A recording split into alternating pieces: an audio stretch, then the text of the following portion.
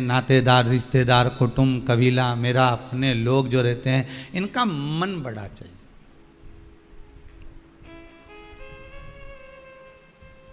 इनको बड़े बंगले से कोई मतलब नहीं है, इनको बड़े भवन से या बड़े बंगले से इनको कोई मतलब नहीं है, इनको कोई महत्व नहीं। इनको अगर महत्व है तो केवल जो घर के आसपास में जो लोग रह रहे हैं, घर के नज़दीक में जो निवास कर रहे हैं, बस उनसे मतलब। इनकी प्रथमता, इनका आनंद बस वहीं कि चार लोग आ जाएं, बातचीत हो जाए और मैं आराम से सबसे मिल लूँ, हॉस्पिटल भी पास में हो और मालूम पड़े कहीं कोई दवाई केंद्र हो, कोई भोजन केंद्र हो तो सब नज़दीक में होगा तो मैं दौड़ दौड़ के चली जाऊंगी, अकेली भी रह लूँगी, फिर कोई दिक्कत नहीं।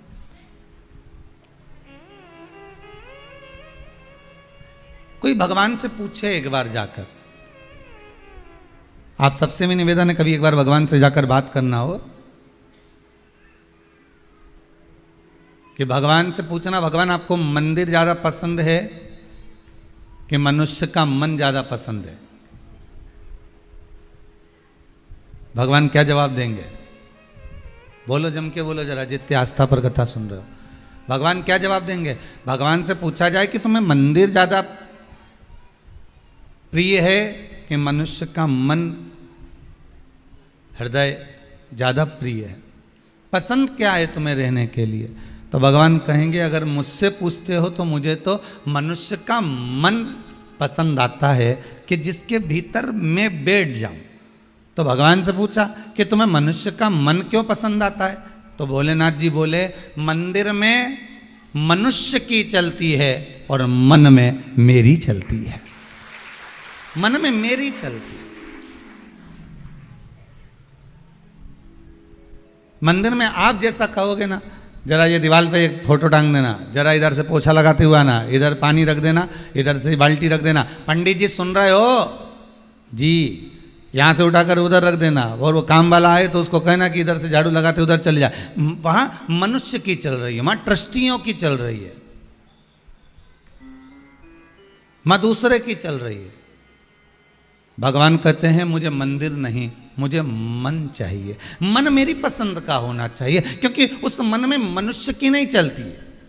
मन में कभी मनुष्य की नहीं चलती, मनुष्य की मन में चल ही नहीं सकती। मन में तो उसकी चलती है, जैसा वो चलाएगा। भोजन कराना है तो उसकी मर्जी, नहीं कराना है तो उसकी मर्जी, कथा सुनाना है ये उसकी मर्जी। मान लो तुम कथा के सामने टीवी खोल के बैठ भी गए, तुमने रिमोट उठा भी लिया, तुम टीवी में बैठ भी गए और तुम्हारा मन नहीं लगा तो, क्योंकि भगवान की मर्जी, और लगा दिया कहीं नाटक में लगे तो मान पड़े मोबाइल में देख लिया, तो ये मन परमात्मा चला रहा हो, मंदिर मनुष्य चला रहा हो।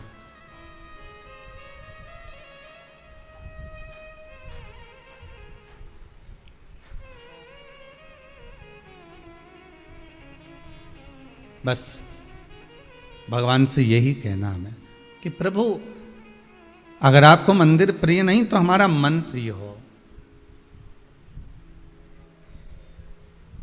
आप मेरे हृदय में सदा सदा विराजमान रहो, और जैसा आपको लगे। हम तो बार बार कथा में कहते हैं कि आपकी प्रियता मत बताइए। आप रोज प्रातः में उठकर भगवान भोलेनाथ को, आज रोज प्रातः में उठकर भगवान राम को, कृष्ण को, शंकर को, भवानी को, जगदम्बा को, दुर्गा को, आप सवेरे से उठकर भगवान से ये प्रार्थना करा करो कि मुझे प्रिय है वो मत देना, आपको प्रिय हो वो करना।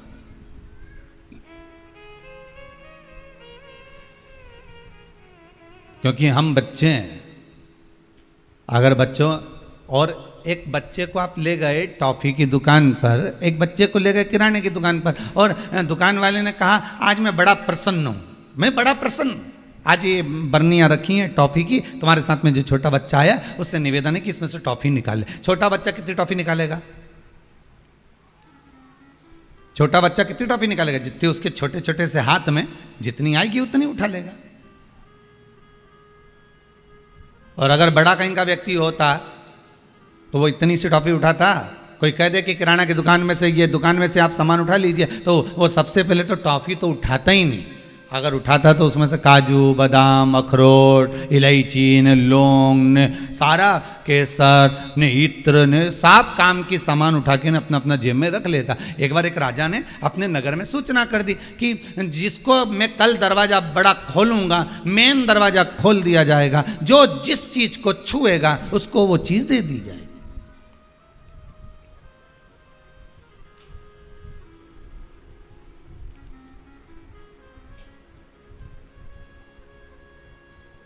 कल मैं बड़ा दरवाजा खोलूंगा, जिसको जो अच्छा लगे उसको छू लेना, स्पर्श कर देना, उसको वो मिल जाएगा।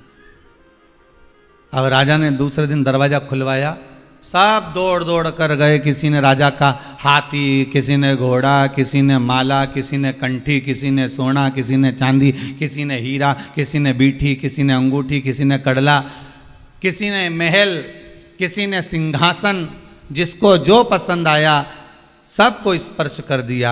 राजा ने सबको सब कुछ देने की तैयारी कर ली। एक 14 वर्ष की लड़की, 14 वर्ष की बच्ची राजा के पास जाकर खड़ी हो गई और राजा का हाथ पकड़ लिया उसने।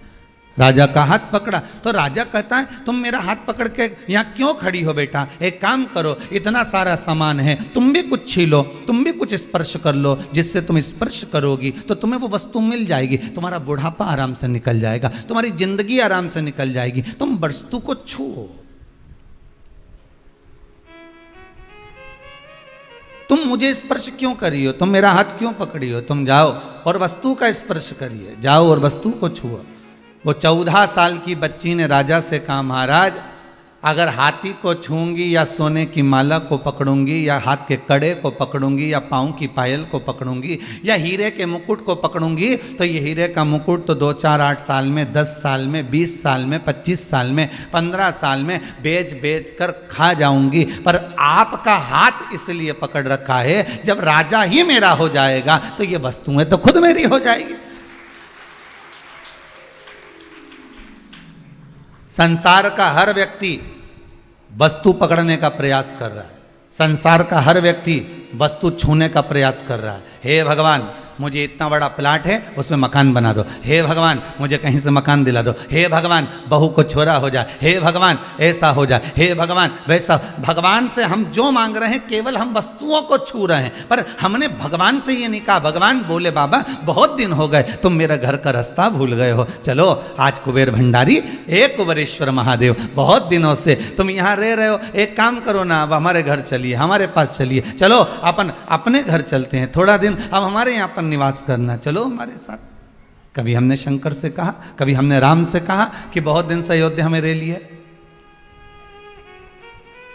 ओरछा की रानी, ओरछा में निवास करने वाली वो रानी भगवान राम के मंदिर पर अयोध्या में जाती है और अयोध्या में जाकर कहती है मुझे राम को लेकर जाना। अब राम को लेकर जाना है तो राम कहाँ मिलेंगे? कुछ नहीं खाया अयोध्या की उस ओरछा की रानी ने, भोजन तक नहीं किया, पानी नहीं पिया, अयोध्या के सरयू के घाट पर बैठी रही, भगवान से विनय करती रही कि मैं तुम्हें लेने के लिए आई हूँ ओरछा में। भगवान प्रकट हो गए, क्या चाहती हो रानी? रानी कहती है तुम्हें अयोध्या से छोड़कर ओरछा चलना है। ओरछा हम क्यों जाएं? हम यहाँ के राजा हैं। रानी कहती चिंता मत करो, वहां के भी राजा बना देंगे आपको, आप तो चलो।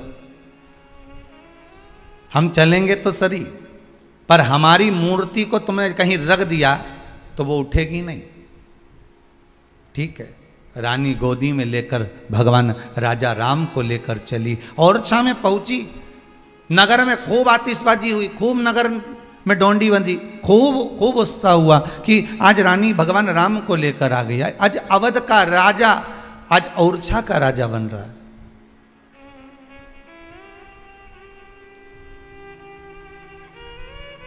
आज अयोध्या के नरेश आज ओरछा के नरेश बन रहे हैं। और रानी लेकर आई, राजा से कहा मेरे को बहुत जल का प्यास लगी है, आप इस राघव जी को गोदी में ले लो। राजा ने गोदी में लेने की जगह उनको सामने एक खिड़की थी, उस खिड़की में विराजमान कर दिया और उसमें एक स्थान, एक आलय में विराजमान करो। भगवान रह गए, उठाया उठे नहीं, चलाया चले नहीं, बस रानी ने कह दिया यही अवध के नरे सब यहीं रहेंगे, ये कहीं नहीं जा सकते। अयोध्या के राजा राम, ओरछा के भी राजा राम बनकर विराजमान हो गए। निर्मल मन सो मोहि पावा।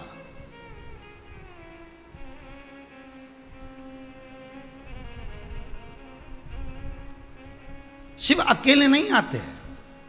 आपके मन में अगर भगवान बैठा है तो अकेला नहीं बैठा है। आप कभी भगवान से जाकर निवेदन तो करो एक आध बार, आप कभी भगवान से जाकर प्रार्थना तो करो कि बहुत दिन हो गए उज्जैनी रहते रहते, बहुत दिन हो गए काशी रहते रहते, बहुत दिन। चलो व्रत शिव महापुराण की कथा चल रही है, और व्रत शिव महापुराण की कथा का सबसे बड़ा महत्व अगर आप समझेंगे तो यही समझेंगे कि उपवास करा आपने, पर उस उपवास में, उस व्रत में आप शरीर को कष्ट दे रहे हो।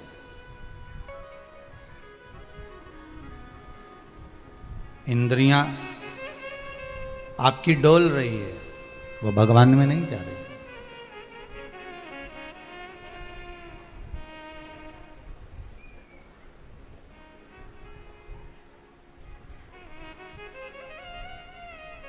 कल कोई माता जी कह रही थी कि गुरुदेव, हमने गुरु जी से मंत्र लिया था। अब समझना, ये कथा और ये कथा एक ही, उसको समझ कर जरा दें। हमने गुरु जी से मंत्र लिया था, हमने कहा ठीक है। फिर अब गुरु जी ने इतना बड़ा मंत्र दिया, इतना बड़ा मंत्र दिया कि वो हमको याद करते भी नहीं हो रही है, तो क्या हम दूसरा गुरु जी से मंत्र ले लें क्या? हमने कहा ऐसा तो कहीं लिखा नहीं है कि भाई गुरु तुम 2-4 बना लो। हाँ, दत्तात्रेय भगवान के 24 गुरु का वर्णन है।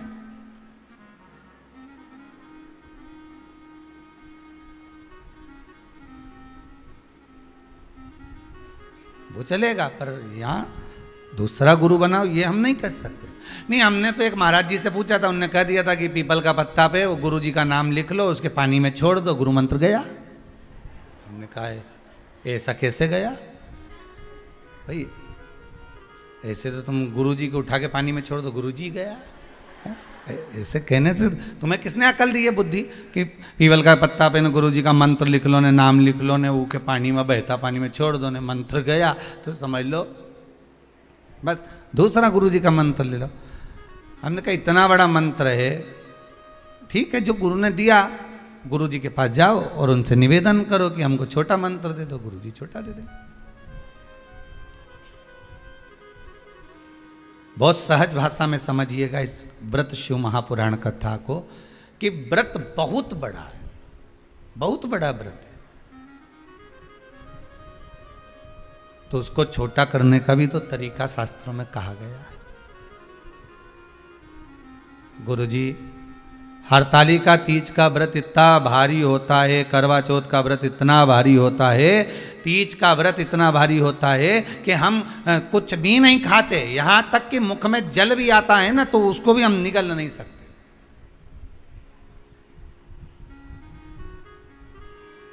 अब इतना भारी व्रत, और शास्त्र कहता है कि हरतालिका तीज का उद्यापन तो पहले होता ही नहीं, एकादशी का तो हो जाता है। और यहां तो हरतालिका तीज का, अब एकादशी का तो आप 26 एकादशी जब आपकी पूरी हो जाए, 3 वर्ष बाद अधिक मास आ जाए, 26 पूरी एकादशी का व्रत कर लो, तुम 11 पे करो, तुम्हारी मर्जी पड़े। 26 एकादशी पर जब व्रत करोगे तो ये आपके ऊपर है, 26 पर करो। पर हरतालिका तीज का जो व्रत है, इसका उद्यापन तो ना तो पहले होए, और इसका उद्यापन ना 13 वर्ष के पहले होए। इसका उद्यापन तो जब तक कन्या हो, चाहे स्त्री हो, चाहे नारी हो, चाहे पुरुष हो, हरतालिका तीज का अगर उसको उद्यापन करना है तो 13 वर्ष तक तो आपको व्रत करना ही पड़ेगा, उसके बाद ही इसका उद्यापन होता है।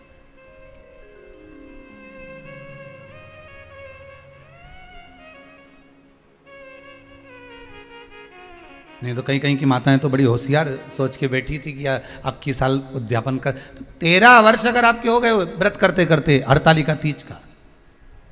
हरतालिका तीज जानते हो ना?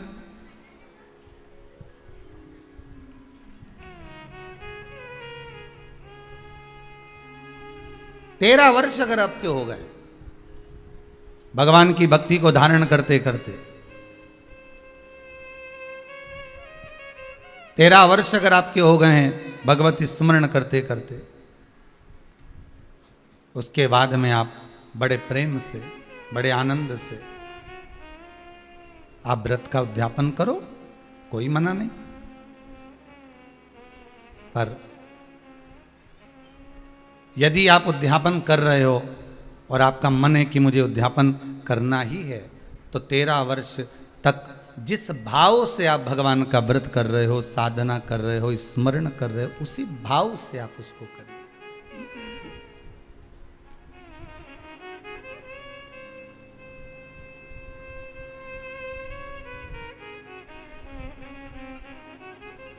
गणेश चतुर्थी के एक दिन पहले आ जाती है, सहज भाषा में समझ लो तीज को, हस्त नक्षत्र तृतीया। उसमें सबसे ज़्यादा जरूरी है हरतालिका तीज का पूजन अगर आप कर रहे हो, और हरतालिका तीज का अगर आप स्मरण कर रहे हो, तो उसमें सबसे ज़्यादा अगर कोई जरूरी है तो शंकर भगवान जहाँ विराजमान होते हैं उनके ऊपर उनकी 5 कन्याओं का होना जरूरी है। मतलब ऊपर फुलेरा बंधना जरूरी। फुलेरा का मतलब जानते हो? एक शंकर भगवान नीचे विराजमान है और ऊपर जो जलाधारी बनती है ना, तो जलाधारी की जगह पर शंकर भगवान की हरतालिका तीज के दिन जब नारियां पूजन करती हैं, माताएं पूजन करती हैं, कन्याएं पूजन करती हैं, तो उस पर जलाधारी की जगह फुलेरा बनता है। मतलब फूल की मालाएं उसमें लटका दी जाती है। अब कितनी माला लटकाना चाहिए? प्रयास करना चाहिए कम से कम 5 माला उसमें होना जरूरी है, और 5 से ज़्यादा भी लटकाओगे चलेगा, पर 5 से कम नहीं होना चाहिए फुलेरा। 5 कौन कौन है ये? जया, विषहरा, सामरीवारी, दौतली, देव। शंकर भगवान की 5 बेटी है। इससे अधिक अगर आप लटका रहे हो तो शंकर भगवान की और भी बेटियों का व्याख्यान है। मनसा है, अशोक सुंदरी है, ये शंकर भगवान की पुत्रियां। नर्मदा जी का स्मरण आ जाता है, नर्मदा है। तो ऐसा बेटियों का तो आप ज्यादा लटकाओगे चले जाएगा, पर कम नहीं। जैसे हरतालिका तीज का जो उद्यापन होता है, उद्यापन में सबसे मुख्य चीज क्या होती है कि जो भी आप वस्तु दान दे रहे हैं, जो भी आप वस्तु समर्पित कर रहे हैं, हरतालिका तीज के उद्यापन में जो भी सामग्री आप दे रहे हैं वो 5 होना चाहिए। जैसे फुलेरा का वर्णन किया कि फुलेरा 5 माला से ज्यादा होगा चलेगा, पर 5 से कम नहीं, अधिकता में।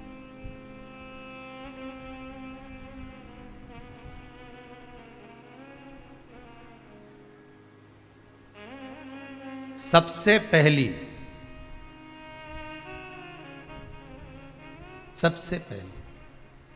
हरतालिका पूजन, भगवान शिव की आराधना किसने करी थी? माता पार्वती। और पार्वती ने किससे पूछी थी? पार्वती जी को किसने बताया था कि तुम ये पूजन करना, तुम ये स्मरण करना? हस्त नक्षत्र आए तब आप शंकर भगवान के शिवलिंग का निर्माण करना, पूजन करना, अर्चना करना। ये किसने बताया? किससे पूछा गया? कौन बताएगा इसको? तो कहा जब माता पार्वती का उमा रूप में दर्शन हुआ, जब माता पार्वती उमा बनकर प्रकट हुई, तब भगवान महेश के पास में बैठकर पार्वती जी ने एक प्रश्न किया था।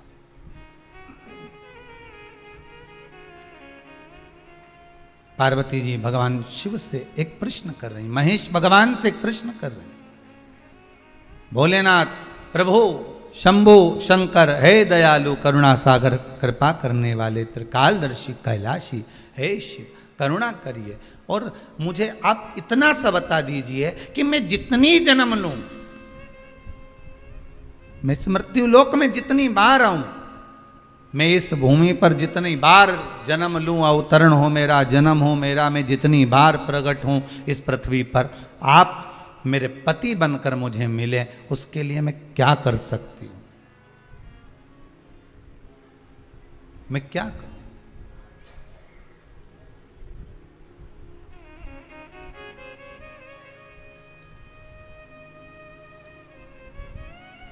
मैं कैसे आपको प्राप्त कर सकती हूं?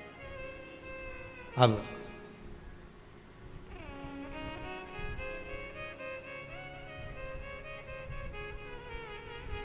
जैसे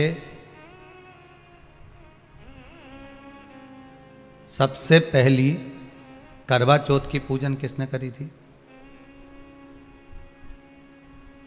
बोलते जाओ जरा जल्दी। कोई आपसे प्रश्न कर लेगा कि आप हर साल करवा चौथ का पूजन करती हो, चलनी में मुंडा भी देखो है, चलनी में मुख भी देखती हो, दिया भी लगाती हो, करवा भी भरती हो, पूजन भी करते हो, तो सबसे पहली करवा चौथ की पूजन करी किसने थी?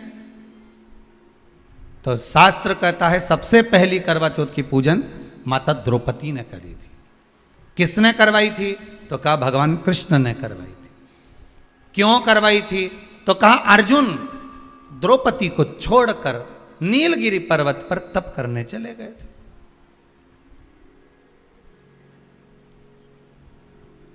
और नीलगिरी पर्वत पर जब अर्जुन तप करने के लिए गए, घोर तप अर्जुन ने करा। अब अर्जुन ने तप करा तो इसको द्रौपदी को कहीं से सूचना मिल गई कि दुर्योधन ने अपनी 2 अक्षौणी सेना अर्जुन को मारने के लिए भेजा है।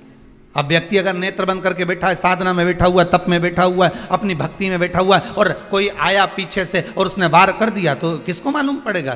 कौन जानेगा? अब अर्जुन अगर तप साधना में बैठे हुए हैं और द्रौपदी का पति अर्जुन अगर तप साधना में बैठा और पीछे से अगर दुर्योधन आक्रमण कर रहा है 2 अक्षौणी सेना के साथ, तो कौन जान सकता? तब भगवान कृष्ण दौड़ कर गए द्रौपदी के पास में। द्रौपदी द्रौपदी द्रौपदी ने ठाकुर जी के चरण पकड़ लिए, तुरंत हाथ जोड़कर बोली प्रभु क्या बात है, आप बताओ क्या हो गया? भगवान बोलने लगे द्रौपदी तुझे कुछ मालूम है? द्रौपदी बोली नहीं प्रभु, क्या हो गया बताइए आप मुझे, तुझे मालूम नहीं? दुर्योधन ने 2 अक्षौणी सेना अर्जुन को मारने के लिए नीलगिरी पर्वत पर भेजी। नीलगिरी पर्वत पर, हाँ, तो वहां तो अर्जुन तप करने गए हैं, साधना करने के लिए गए हैं, वहां तो अर्जुन भगवान की भक्ति को धारण करने के लिए गए। तो द्रौपदी ने कहा अर्जुन अगर भगवान की भक्ति को धारण करने के लिए गए हैं और दुर्योधन ने अगर सेना भेज भी दी है, तो क्या मेरे पति की रक्षा वो परमात्मा नहीं करेगा जिसका वो स्मरण कर रहे हैं, जिसका वो पूजन कर रहे हैं, जिसकी वो भक्ति को धारण कर रहे हैं? भगवान मन में सोचे वो गया तप कर रहा है, उसी चक्कर में तुम्हें तेरे पास आया हूं। भगवान ही आया है ना तोड़ के, दूसरा कोई तो नहीं आया ना। मार्ग दिखाने वाला कौन होता है? परमात्मा। मार्ग बताने वाला कौन होता है? परमात्मा होता है। एक बार तुलसीदास जी एक पद लिख दिए, सिया राम मैं सब जग जानी, करो प्रणाम जोर जुग पानी। जब तुलसीदास जी ने पद लिखा कि हर एक में राम समाया है, चप्पे चप्पे में डाली पशु पक्षी सब में भगवान राम समाये हैं, तो तुलसीदास जी लिखकर जा रहे थे, इतने में एक बच्चा दौड़ कर आया और आकर कहा अरे काका उधर मत जाना, तुम लाल कलर की धोती पहने हो, उधर जाओगे सामने से एक बैल आ रहा है, एक बहुत बड़ा नंदी आ रहा है, वो तुम्हें पछाड़ देगा, मार देगा। इतने में तुलसीदास जी ने कहा तुझे मालूम नहीं बेटा, मैंने अभी चौपाई लिखी है सिया राम मैं सब जग जान, अभी मैंने चौपाई लिखी सब में राम है, तो बैल में भी तो राम होगा, नंदी में भी तो राम होगा, वो मुझे नहीं मारेगा। तुलसीदास जी आगे बढ़े, बैल ने सींग से उठाया, तुलसीदास को पटक दिया, और बाबा तुलसीदास जी को जैसे ही पटका तुलसीदास जी दौड़कर गए, सीधे पहुंचे गंगा के घाट पर, कलम उठाई, जो चौपाई लिखी थी उसको काटने लगे। इतने में हनुमान जी महाराज आकर खड़े हो गए, काट मत देना, रामायण की चौपाई एक मत काट देना, बिल्कुल मत काटना। तो तुलसीदास जी ने लिखा, बोला मैंने चौपाई लिखी थी, सिया राम मैं सब जग जानी, करो प्रणाम जोर जुग पानी, सब में मैंने राम देखा। तो फिर बेल ने मुझे क्यों मारा? हनुमान जी बोले, तुमने सब में राम देखा, बेल में भी राम देखा, नंदी में भी राम देखा, तो उस बच्चे में राम क्यों नहीं देखा जो तुम्हें बताने आया था कि उधर मत जाना? वो बोलने तो आया था ना तुम्हारे पास में कि उधर मत जाओ। भगवान अपना असली रूप रखकर कभी तुम्हारे सामने नहीं आता। अगर भगवान असली रूप रखकर आ जाए, चार हाथ लगाकर, सुदर्शन चक्र लेकर, त्रिशूल लेकर भगवान तुम्हारे पास में आ जाए और आकर तुरंत तुम्हारे सामने खड़ा हो जाए, तो तुम तो सोचोगे कहीं नाटक वाला आ गया, 10 रुपये निकाल के पर्स में से लाओगी और तुरंत दे दोगी, ए बाबा लो 10 रुपये लो, चलो यहाँ से बढ़ो। तो भगवान कभी ऐसा रूप रखकर नहीं, असली स्वरूप में तो भगवान आता ही नहीं है। भगवान तो आपका कोई अपना बनकर, कोई रिश्तेदार बनकर, जब तुम्हारा कोई काम अटका हुआ है और वो काम तुम्हारा तुरंत हो गया, किसी के माध्यम से हो गया, तो उसको धन्यवाद देना परमात्मा को कि तू रूप रखकर आ गया, तूने स्वरूप बदल लिया, आज कार्य को सफल कर दिया।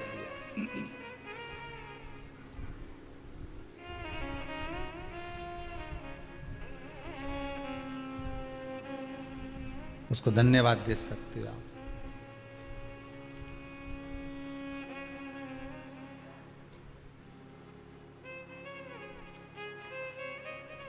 उस परमात्मा को साधुवाद दीजिए कि आपने रूप रखकर आप मेरे पास में पहुंचे हो आज। ये आप ही की कृपा, आप ही की दया। और कृपा की न होती जो आदत तुम्हारी, तो सोनी ही रहती अदालत तुम्हारी।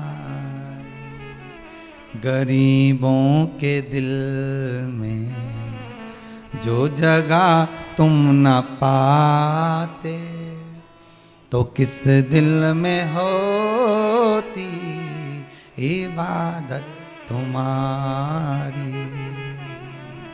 दया की न होती जो आदत तुम्हारी। किस रूप में आ जाए, कब तुम्हारे पास पहुंच जाए, वो कैसा रूप रख कर आ जाए, वो भरोसा नहीं। और आएगा, काम करके चला जाएगा। आपको लगेगा मेरे चाचा जी के लड़के ने करा, मेरे मौसा जी के लड़के ने करा, मेरे काका जी थे वो तो फोन उठा लिया उनने और जरा सी देर में ब्लड की व्यवस्था कर दी। वो तो मेरी जीजी बहुत अच्छी है, बुरा वक्त में हमारे सामने आ जाए। वो तो हमारा काका का छोरा ऐसा है, एक फोन लगाऊं ने तुरंत आ जाए। हो वो काका का छोरा नहीं आ रहा है, वो जीजी नहीं आ रही, न बुआ आए, न जीजी आए, न काका आए, न नाना आए, न पापा आए, न बुआ आए। ये तो वो इशारा करता है, पुतले की तरह उठाकर तुम्हारी को नचाता है और तुम्हारे पास भेज देता है। और उसका ऐसे तो तुम फोन लगाओ तो उठाए नहीं, पर एक जरा सा कुछ हुआ और तुमने फोन लगाया ना, डॉक्टर उठा ले तो तुम्हें लगे कि लगे, नहीं तो डॉक्टर सबके तो लाइन लगी रहे, उनके पास तो काम कितना। और एक फोन करा मैंने और जरा से में उठा लिया, उनने बता दिया और मेरा बेटा ठीक हो गया। मतलब वो है, मतलब वो है। एक किसी माता ने लिखा है,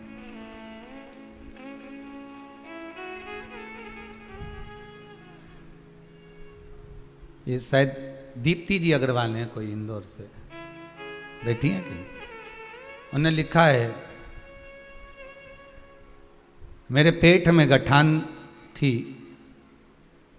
डॉक्टर ने बोल दिया था गठान आपके पेट में है, इसका ऑपरेशन करना पड़ेगा। बैठी है कहीं तो, अच्छा आप ही हैं क्या? अच्छा अच्छा। इंदौर से आया जी। तो पेट में गठान थी, डॉक्टर ने ऑपरेशन का बोला था। मैं जनवरी में आई थी यहाँ, और बाबा की कृपा ऐसी रही भोलेनाथ जी की कि बाबा का बताया हुआ एक उपाय शिव महापुराण का, जो भी पूजन आपने बताया वो करा, उससे मेरा ऑपरेशन टल गया और गठान भी छोटी हो गई। बाबा की कृपा, बाबा करुणा करे, बैठिए, बाबा कृपा करे, दया करे, उसकी करुणा करे, इससे बढ़कर दुनिया में कोई सुख नहीं है। वो किस रूप में आता है, किस पल, किस घड़ी, किस क्षण पहुंच जाता।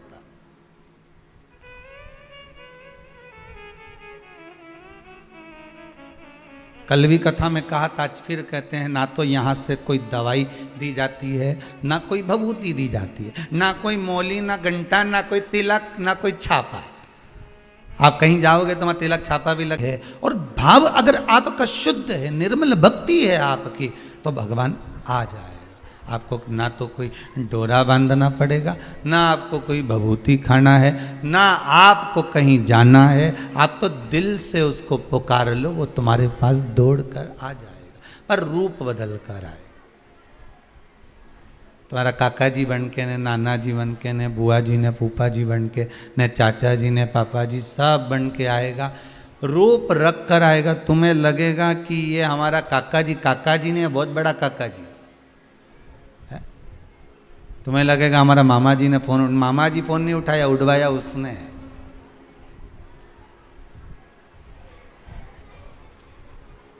रूप रख कर आ गया, स्वरूप।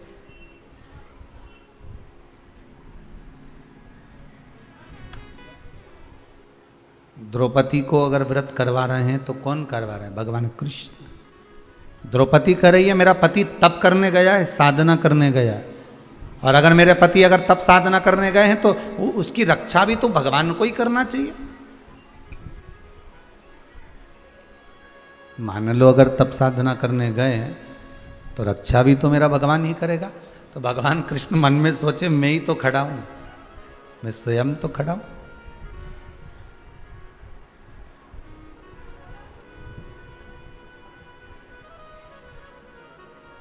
बस आप तो एक बार दिल से अगर भगवान को पुकार लेते हो ना, तो भगवान स्वयं आकर खड़ा हो जाता है। स्वयं दिल से अगर पुकारा, नमामि मीशां निर्वाण रूपम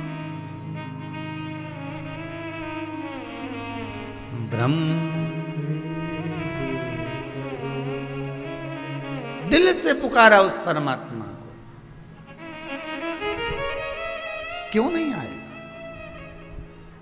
शरीर में अगर रोग है, शरीर में अगर बीमारी है, बहुत कष्ट है, चाहे घुटने में हो, शरीर में हो, पीड़िली में हो, जहाँ जहाँ तकलीफ है, आप एक बार उस ओघड़दानी त्रिकालदर्शी शंभू को एक बार बुलाओ तो दिल से।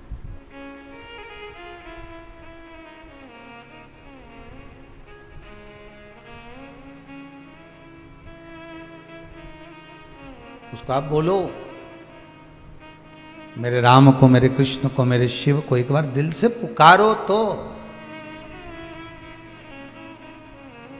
हरतालिका तीज का पूजन करो और मन में सोचो कि बताओ, इतना बड़ा व्रत 13 साल तक करना है, उसके बाद उद्यापन करना है। उद्यापन करने के बाद क्या कर सकते हैं? तो कि व्रत तो बड़ा है, पर उद्यापन करने के बाद एक काम कर सकते हो कि फिर आप कुछ थोड़ा बहुत जो भी चाय वगैरह है, दूध प्रसाद है, कोई फल फ्रूट है, नहीं बनता शरीर से, कर सकते हो, ले सकते हो।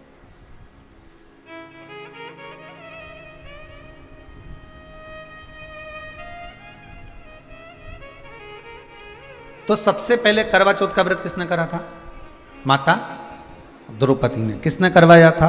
भगवान कृष्ण ने। द्रौपदी से कहा था कि तुम इस व्रत को करो, पात्र जल का भरो, सूर्य को अर्घ देकर पति की उम्र की वृद्धि के लिए ये कार्य करना। आज के जमाने में जब करवा चौथ का व्रत आता है तो हिंदू धर्म के ही कुछ लोग नए नए कमेंट्स लिख लिख कर भेजते जाते हैं। व्हाट्सएप पर नया नया कुछ भी लिख कर भेज देंगे कि आज कहीं लिख देंगे कि इसकी पूजन होए न, कहीं उसकी पूजन होए, तो कहीं के ऐसा तो कहीं वैसा, लोग कमेंट्स करते हैं। हमारे ही लोग मैसेज बना लेते हैं, एक ग्रुप में भेज देते हैं, उस ग्रुप से उठाया दूसरे ग्रुप में चले गया, दूसरे ग्रुप से तीसरे ग्रुप में चल गया। ये हम अपने धर्म की हंसी उड़ा रहे हैं, दूसरे के धर्म की नहीं।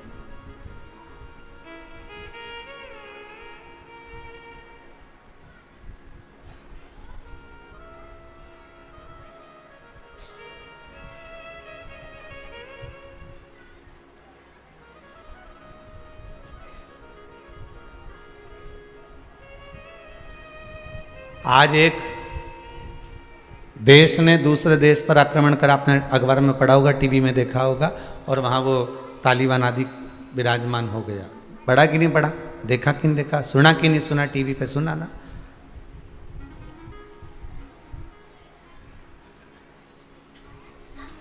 कारण क्या था कि जितने उस में निवास करने वाले थे उस देश में, उनका आपस में प्रबलता बल नहीं था। भारत की भूमि पर निवास है आपका, सभ्यता और संस्कृति की जननी है भारत माता। घर परिवार कुटुंब कबीला बाद में भी काम आ जाएगा, पर भारत माता के लिए जब हिंदुओं को जगाने की बारी आ जाए तो एक बार सारा हिंदू एक जगह पर जब स्थिर हो जाए, खड़ा हो जाए, तो किसी की सामर्थ्यता नहीं कि कोई झांक कर देख, कोई झांक कर देख ले। पर गलती हमारी है, अगर एक कोई हमारा ही भाई आगे बढ़ता है तब उसको टांग खींचकर पीछे लाने का प्रयास कर देते। धर्म को जब जोड़ने की बारी आती है तो हम उसको तोड़ने का प्रयास कर देते हैं, और हम सोचते हैं कि हम सबसे बड़े, हम सबसे प्रबल, हम ये नहीं नहीं नहीं, हम तोड़ रहे हैं, जोड़ नहीं।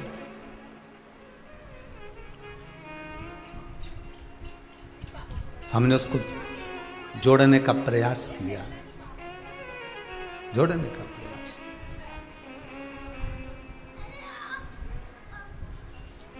धर्म की जय हो, अधर्म का नाश। प्राणियों में विश्व का, ये जितनी चीज तुमने यहां बोली, इतनी चीज किसी दूसरे देश ने आज तक बोली? जम के बोलो। किसी ने हॉलैंड में, अमेरिका में, कहीं जहाँ जहाँ लोग रहते हैं, जिस जिस देश में रहते हैं, कहीं आज तक श्रीलंका आदि में कोई बोला कि धर्म की, अधर्म का, प्राणियों में, विश्व का? केवल एक भारत की भूमि पर ही ये चार नारे लगते हैं, और इसलिए लगते हैं क्योंकि भारत माता की गोद में हम जन्मे हैं। यहाँ हमको जो संस्कार दिया जाता है वो दुनिया को कल्याण के लिए दिया जाता है। यहाँ से जो निकलता है वो जन कल्याण के लिए निकलता है। गंगा मैया इसी भूमि से निकली जन कल्याण के लिए, यमुना, सरयू, सरस्वती आदि नदियां प्रकट हुई जन कल्याण के लिए, किसी एक का कल्याण नहीं, सर्व जगत हित के लिए, संपूर्ण विश्व के कल्याण। आपको कहीं जाना नहीं है, अगर आपको तकलीफ है, कष्ट है, रोग है, बीमारी है, आप जाओ डॉक्टर को दिखाओ, मना नहीं। उसने बोल दिया जांच करा लो, जांच करा लो, पर एक विश्वास, एक भरोसा उस देव अधिदेव महादेव पर भी करना, और उसके ऊपर एक बार छोड़ देना कि अब मैंने बीमारी तो बता दी है डॉक्टर ने, तकलीफ तो दे दी है डॉक्टर ने, बीमारी बता दी है डॉक्टर ने, अब निवेदन केवल इतना सा स्वीकार कर लीजिए। जब बीमारी डॉक्टर बता दिया है तो अब सबसे बड़ा डॉक्टर एक देव अधिदेव महादेव और विराजमान, एक शंभु और बैठा।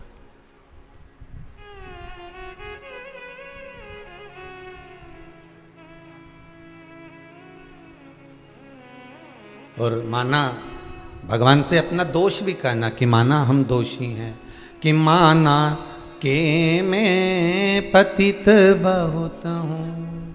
माना हम पतित हैं, माना हम दोषी हैं, पर पतित पावन तेरो नाम, ओ शंभु त्रिपुरारी।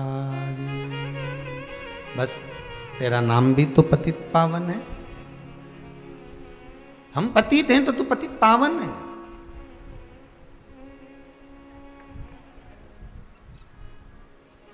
द्रौपदी ने भगवान कृष्ण से कहा, अगर मेरे लिए आप कह रहे हो, आप बोल रहे हो कि मेरा अर्जुन मेरा पति मत तब साधना करने के लिए गया है, आप कह रहे हो कि तब साधना के लिए गया हुआ है।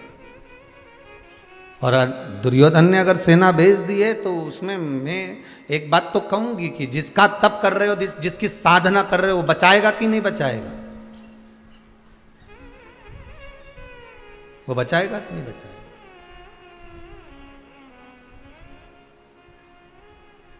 महाराज भगवान कहते क्यों नहीं बचाएगा? शिव महापुराण की कथा में बड़ा सुंदर संवाद एक लिखा है।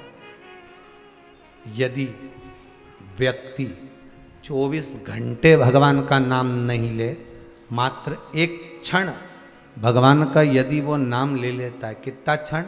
एक क्षण भगवान का नाम ले लेता है और प्रतिदिन एक क्षण ही नाम ले रहा होता है, तो भी भगवान की दृष्टि से वो दूर नहीं होता, भगवान के वो करीब हो जाता है, दूर नहीं है।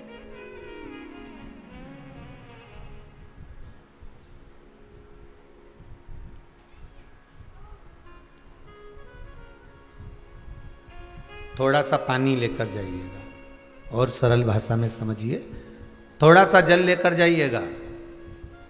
प्रतिदिन एक भूमि ऐसी देख लेना, ना वहां पर पौधा हो, वहां पर पौधा भी नहीं हो, ना वहां पर घास लग रही हो, ना वहां दूबा लग रही हो, एक जमीन ऐसी देख लो। इतना पानी रोज ले जाकर एक ही जगह पर रोज डालना, प्रतिदिन।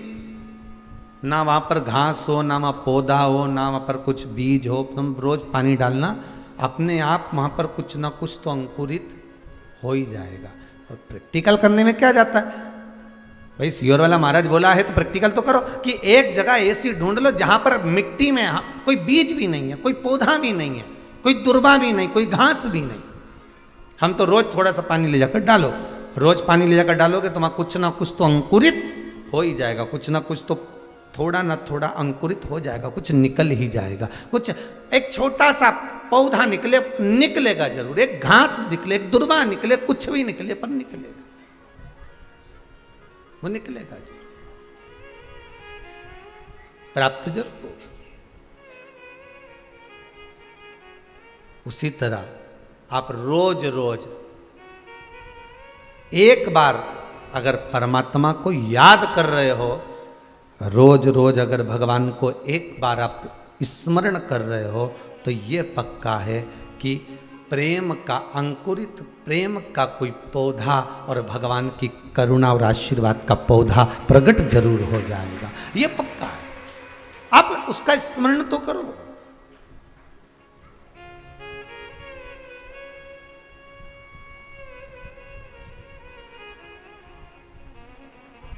आप उसका स्मरण ही नहीं कर रहे हो तो वो कहां से प्रकट होगा? आप तो जादू के चक्कर में पड़े हो कि कहीं मेरे को ऊपर ऐसा हो जाए और तुरंत मेरा काम। नहीं नहीं नहीं, उसका नित्य प्रतिदिन भगवान का स्मरण कर कर देखिए, प्रतिदिन उस परमात्मा का नाम जाप कर कर देखिए, प्रतिदिन उस परमात्मा का स्मरण कर कर देखिए, तब वो प्रकट तो हो जाएगा, कैसे भी हो, अंकुरित भाग प्रकट हो। करो। द्रौपदी, तुम्हारा पति अगर वन में बैठा हुआ है तो तुम एक काम करो, पात्र में जल लेकर कुछ भाग तैयार कर कर ब्रह्म मुहूर्त से लेकर चंद्र प्रकट हो तब तक आप व्रत को धारण करो, करवा चौथ का व्रत। द्रौपदी ने सबसे पहले करा।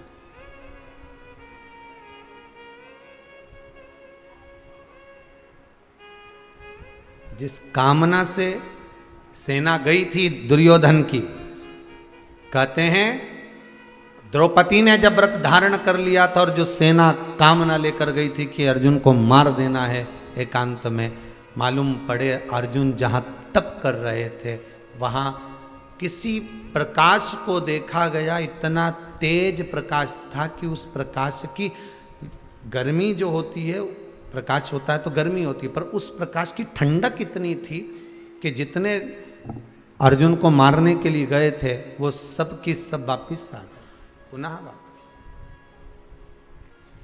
आपने अगर कोई व्रत करा है, हरतालिका तीज करा हो, सोमवार करा हो, मंगलवार करा हो, बुधवार करा हो, गुरुवार, शुक्रवार, शनिवार, चतुर्थी, पंचमी, छठ, कोई भी व्रत अगर आप कर रहे हो, वो व्रत का पुण्य छिन्न नहीं होगा। किसी ना किसी पल, किसी ना किसी घड़ी, किसी ना किसी क्षण वो तुम्हारे सामने आ जाएगा। कल एक हमारे एक परिचित में एक शर्मा आंटी आई थी, वो कह रही थी गुरुदेव ऐसा हो गया, मेरे यहाँ इतनी तकलीफ चल रही है, तो क्या मैं पूजन करना छोड़ दूं, क्या मैं उपास छोड़ दूं, क्या मैं व्रत छोड़ दूं? तो तकलीफ होगी तो क्या खाना छोड़ दोगे? अरे बोलो तो जम के जरा, नहीं ना। अगर पेट दुखता है आपका, सिर दुखता है आपका, शरीर में कष्ट होता है आपको, तो आप डॉक्टर के पास जाते हो, वो दवाई भी लिख देता है, उसके बाद भी आप पूछते हो कि नहीं पूछते कि मैं खाऊं क्या क्या? तो डॉक्टर को भी थोड़ी सी तो मुस्कुराहट आई जाती होगी, हंस भी देता होगा कि पेट दुख रहा है तो खाने की क्या जरूरत है, ये दवाई दी है या खा ले। पर नहीं, ये तो सब अलग प्रसंग है, ये तो सब अलग बात है। पर डॉक्टर से तुम पूछती मैं क्या क्या खाऊं, तो डॉक्टर बोला हल्का हल्का खाओ, एकदम लाइट लाइट। तो इसने सोचा हल्का कैसे होगा, तो फिर इसने सोचा पानी तो ठीक है, पानी हल्का होता है, पर पानी से हल्का क्या हो सकता है? तो उसने सोचा इस पे तेल डाल के देखता हूँ। पानी पे तेल डाल के देखा तो तेल हल्का हो गया, मतलब पानी पे तेरे तो हल्का। अब इसने सोचा तेल से हल्का क्या हो सकता है? रोटी बने तो भारी पड़े, पराठा बने तो भारी पड़े। तो इसने रोटी की लोई बना के उसको बेल के पूड़ी जैसा तेल में डाल दिया। अब पूड़ी तेल के ऊपर तेरे, तो पानी के ऊपर तेल तेले तो तेल हल्का, और तेल में पूड़ी तेरे तो पूड़ी हल्की। तो इसने सोचा इससे जोरदार हल्की चीज कुछ नहीं। तो अपनी पत्नी से कहा सुन, डॉक्टर साहब बोले हल्का खाना है।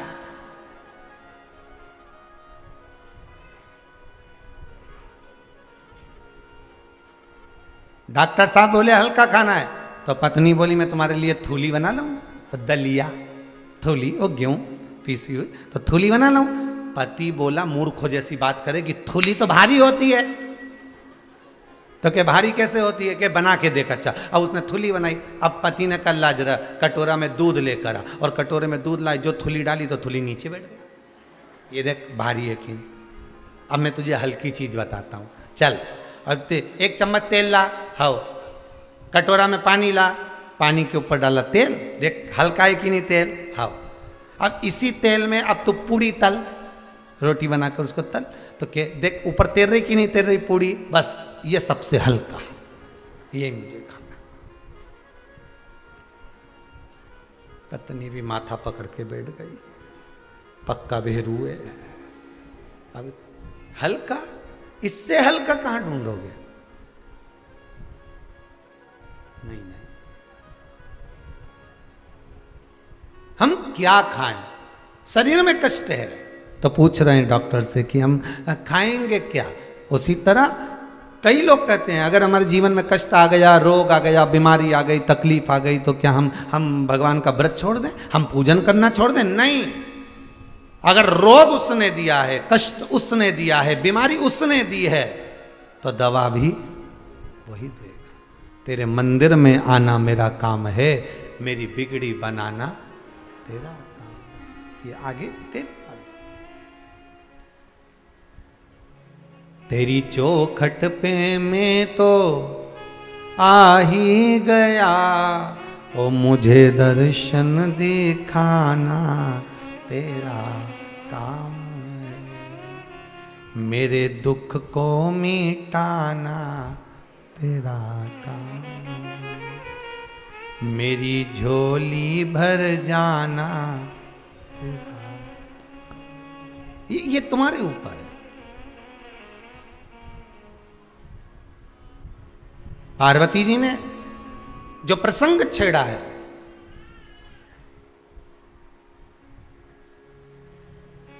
उमा ने महेश भगवान के सामने प्रसंग छोड़ा। वो कोई ऐसा व्रत बता दीजिए, कोई ऐसा उपवास बता दीजिए, कोई ऐसा साधन बता दीजिए जिस साधन के बल पर आप मुझे बारंबार प्राप्त हो।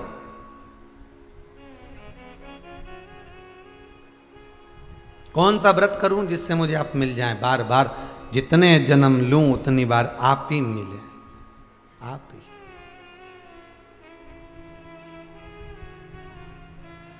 अब पत्नी की तो इच्छा रहती है कि जितने जन्म लूं आप ही मिले, पर कभी कभी पति से भी पूछा जाए कि जितने जन्म ले उतनी बार ये जगदम्बा मिले, पति से पूछा।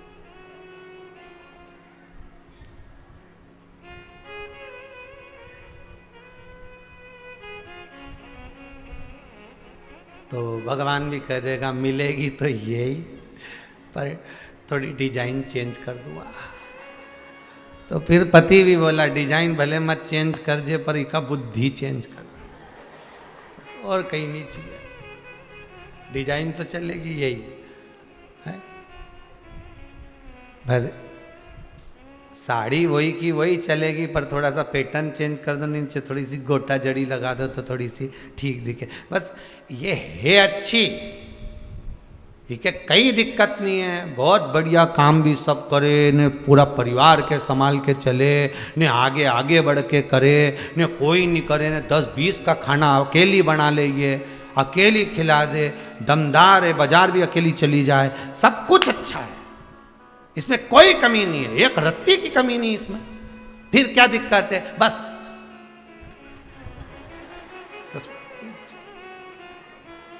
में कई कमी नहीं है, बस वो एक वो जो आधा तोला की है नहीं, बस बेई गड़बड़ है, बाकी कई दिक्कत नहीं है।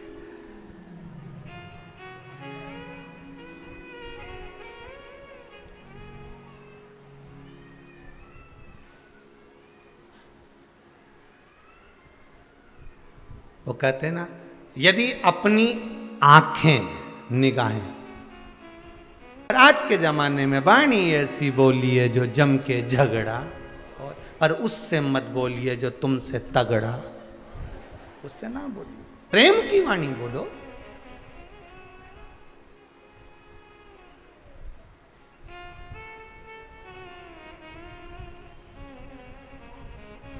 करुणा और वात्सल्यता की वाणी बोलिए, स्नेह की वाणी बोलिए।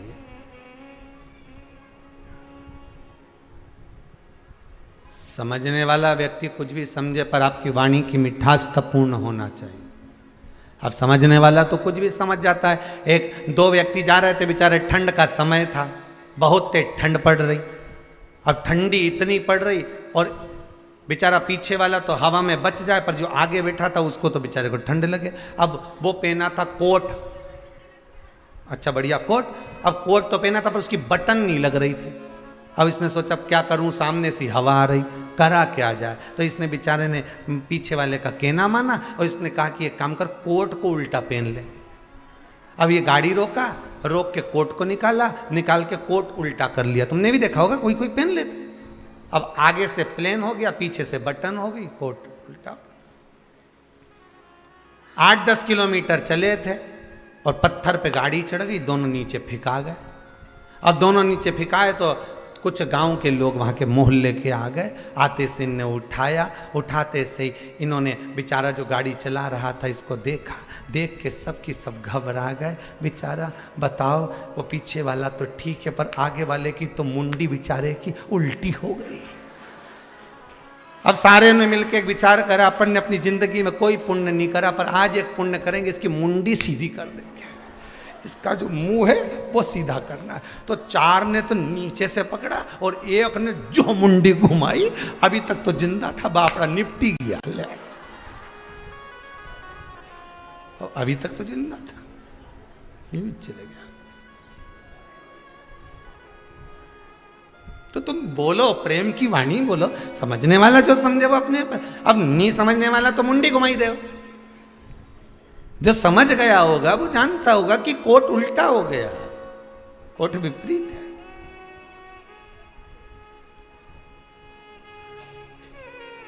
माता उमा ने पूछा भगवान महेश से, आप हर जन्म में मुझे मिलो, उसके लिए मैं क्या करूं, आप बताओ।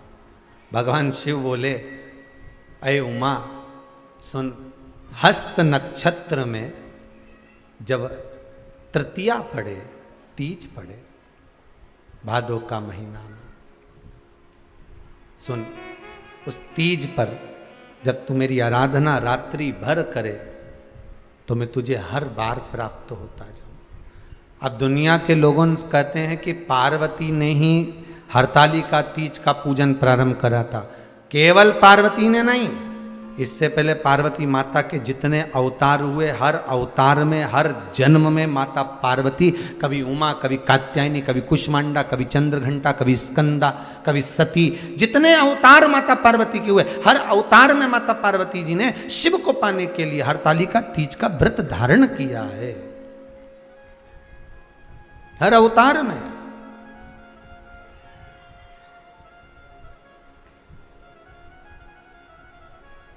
और सती बनकर जब प्रकट हुई, सती बनकर भी उन्होंने जब अवतरण का भाव प्रकट किया तब उन्होंने व्रत धारण किया। उसके बाद में माता पार्वती बनी गई और पार्वती बनकर देवऋषि नारद ने उनसे कह दिया, हिमालय राज की नगरी में देवऋषि नारद पहुंच गए, श्रीमन नारायण, श्रीमन नारायण, श्रीमन नारायण।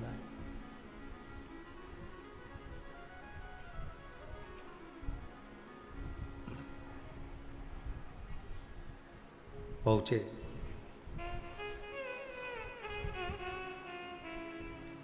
मांगो क्या चाहिए।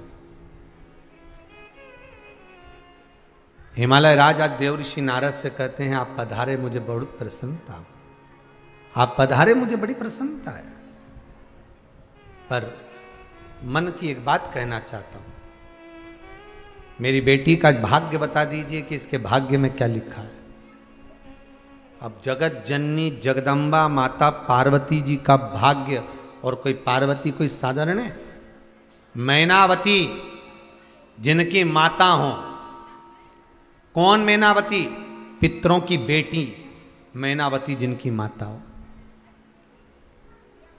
पितरों की बेटी मैनावती जिसकी माता, और उन पितरों की ये बेटी की बेटी ये पार्वती, इसका भाग्य बताना कितना कठिन। अरे गरुण पुराण में लिखा हुआ है, अगर देवता देख लेते हैं जीव आत्मा को, गरुण पुराण में लिखा है, जीव आत्मा को देख लेते हैं कि इसके भाग्य में धन नहीं है, भगवान विष्णु ब्रह्मा जी से कहते हैं इसको अभी लक्ष्मी मत देना, अभी इसकी गोदी में बच्चा मत देना, अभी इसको संतान मत देना, अभी इसको मकान मत देना, अभी इसको ये मत देना। भगवान विष्णु स्वयं ब्रह्मदेव को कह रहे हैं इसको मत देना, ये कितनी भी गिड़गिड़ाए, रोए, चाहे माथा बड़ी के, मत दे इसको। ब्रह्मा जी नहीं देते, ब्रह्मदेव नहीं देते।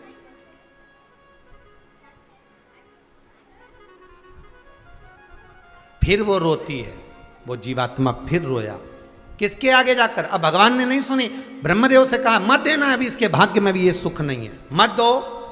फिर वो रोई, भगवान शंकर के चरणों में जाकर, शिव के चरणों में जाकर रोई।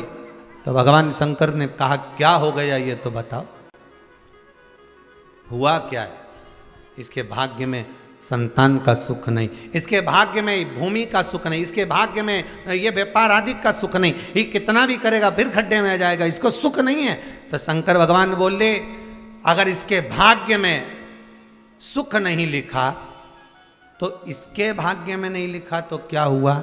इसके पूर्वज जो ऊपर बैठकर भगवान की कथा सुन रहे हैं पितृलोक में, कम से कम उन पितरों के भाग्य का हिस्सा तो दो। मनुष्य कथा सुनता है तो उसको कथा का पुण्य मिलता है कि नहीं मिलता? जम के बोलो जरा। अगर आपने दान करा तो दान का पुण्य मिला कि नहीं मिला, कथा श्रवण करी तो कथा का पुण्य मिला कि नहीं मिला, तुमने भजन करा तो भजन का पुण्य मिला कि नहीं मिला, तुमने सुंदरकांड का पाठ करा तो उसका पुण्य मिला कि नहीं मिला। कथा सुनने वाले को कथा का पुण्य मिलता है। तो ये तो मृत्यु लोक के लिए हो गया, पर पितृलोक में जो पितृ विराजमान है और घर का व्यक्ति जब नीचे बैठकर कथा सुनता है, जितनी देर वो कथा नीचे बैठकर सुनता है उतनी देर तक पितृलोक में इसके पूर्वज कथा को सुनते हैं। उनका पुण्य इकट्ठा करो, शंकर जी बोले, और इसके खाते में डाल दीजिए, पितरों के पुण्य का भाग तुम्हें प्राप्त करा दे।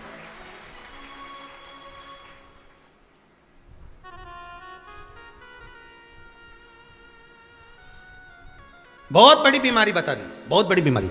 अब तो ऑपरेशन कराना पड़ेगा, अब तो ऐसा करना ही पड़ेगा, अब तो यूं करना ही पड़ेगा।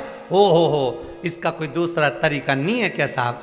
नहीं, तरीका हम तो देखेंगे, फिर तरीका निकाला। एक काम करो, थोड़े दिन तक फिर ये टेबलेट खा के देख लो, इसके बाद फिर अपन एक जांच और कर लेंगे, जांच करने के बाद फिर हम देखेंगे अगर होगा। अगर तुम डायरेक्ट उसने कहा और तुम चले गए वो बात तो, पर तुमने कहा डॉक्टर साहब एक प्रार्थना और स्वीकार कर लीजिए कि थोड़ा सा कुछ और देख लीजिए, तो 8 दिन दवाई खा के देखो, फिर अपन जांच कराएं, कुछ होगा देखा जाएगा। उसी तरह जब हर तरह से हताश हो जाओ, दुखी हो जाओ, ना व्यापार, ना व्यवसाय, ना धन, ना दौलत, ना संपदा, ना शरीर, रोग, बीमारी, तुम हर तरह से दुखी हो जाओ, सब दूर भटक लिए, अंत में शिव की शरण में जाओ, शंकर जी से जाकर कहना, तो शंकर कुछ ना कुछ लाइन, गली, क्यारा, कहीं ना कहीं से तुम्हारी गाड़ी को निकाल कर बाहर कर ही देगा, ये पक्का है। भगवान उसे कहीं ना कहीं से निकाल कर कैसे भी करे तुम्हारी गाड़ी को धक्का तो लगवा ही देगा। और बाबा कहीं से भी कराए, पितृलोक से, देवलोक से, कहीं से भी कराएगा, पर दे देगा, उसकी कृपा है, देगा जरूर, खाली नहीं छोड़ता वो, देगा।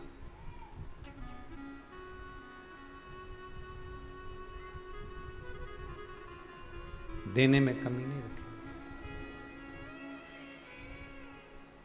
तू ही मेरा सेठ है, तू ही साहूकार है, अब ब्याज पे ब्याज मत जोड़ना, भोले जी मेरी लागी लगन मत तोड़। अब माना हम पापी, हम कपटी, हम छली, अपनी अपनी बुराई गिना दिया करो साहब, रखना नहीं है।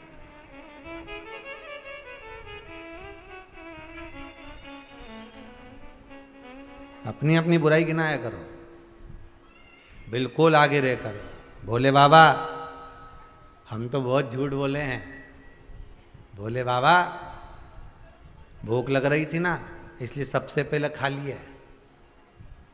तुम्हारा मंदिर ही नहीं खुला था सुबह से, 8 बजे तो मंदिर खुला, तो हम तो सुबह 6:30 बजे उठे तो बिस्कुट तो खा ही लिया, क्योंकि बीपी ऊंचा नीचा हो जाए। भगवान से कहने में क्या जाए, भगवान से कुछ छुपाओगे? अरे बोलो तो चल के, भगवान तो खुद कैमरा है, सब देख रिया है। तुम दुनिया के लोगों से छुपा सकते हो पर उससे नहीं। आज हमारा एकादशी का व्रत है, भूखी रहते नी बनी भगवान, इसलिए सुबह से 1 गिलास दूध की राजगरा की खीर बना के निपटा गई। पर कई करूं भगवान, भूखी नहीं रिवाय भाव से, भूखी नहीं रिवाय।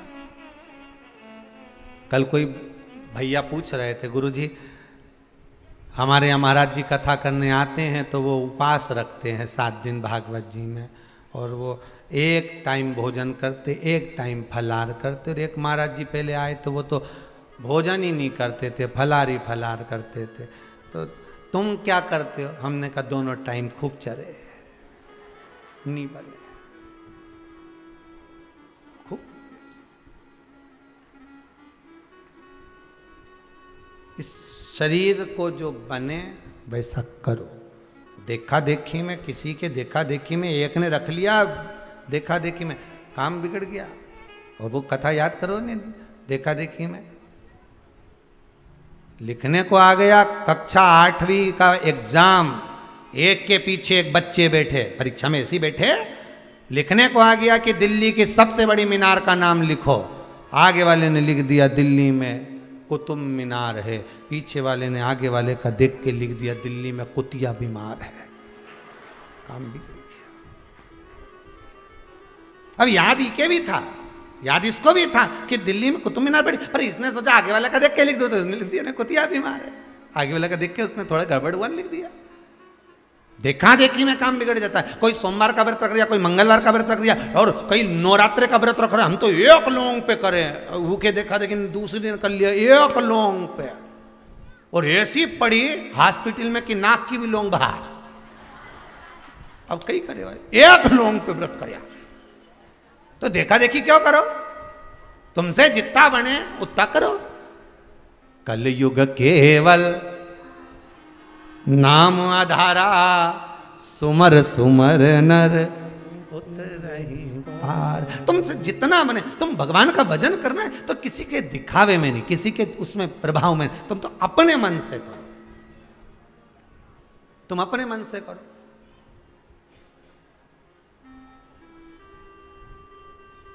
तुम अपनी चित्तवृत्ति से करो।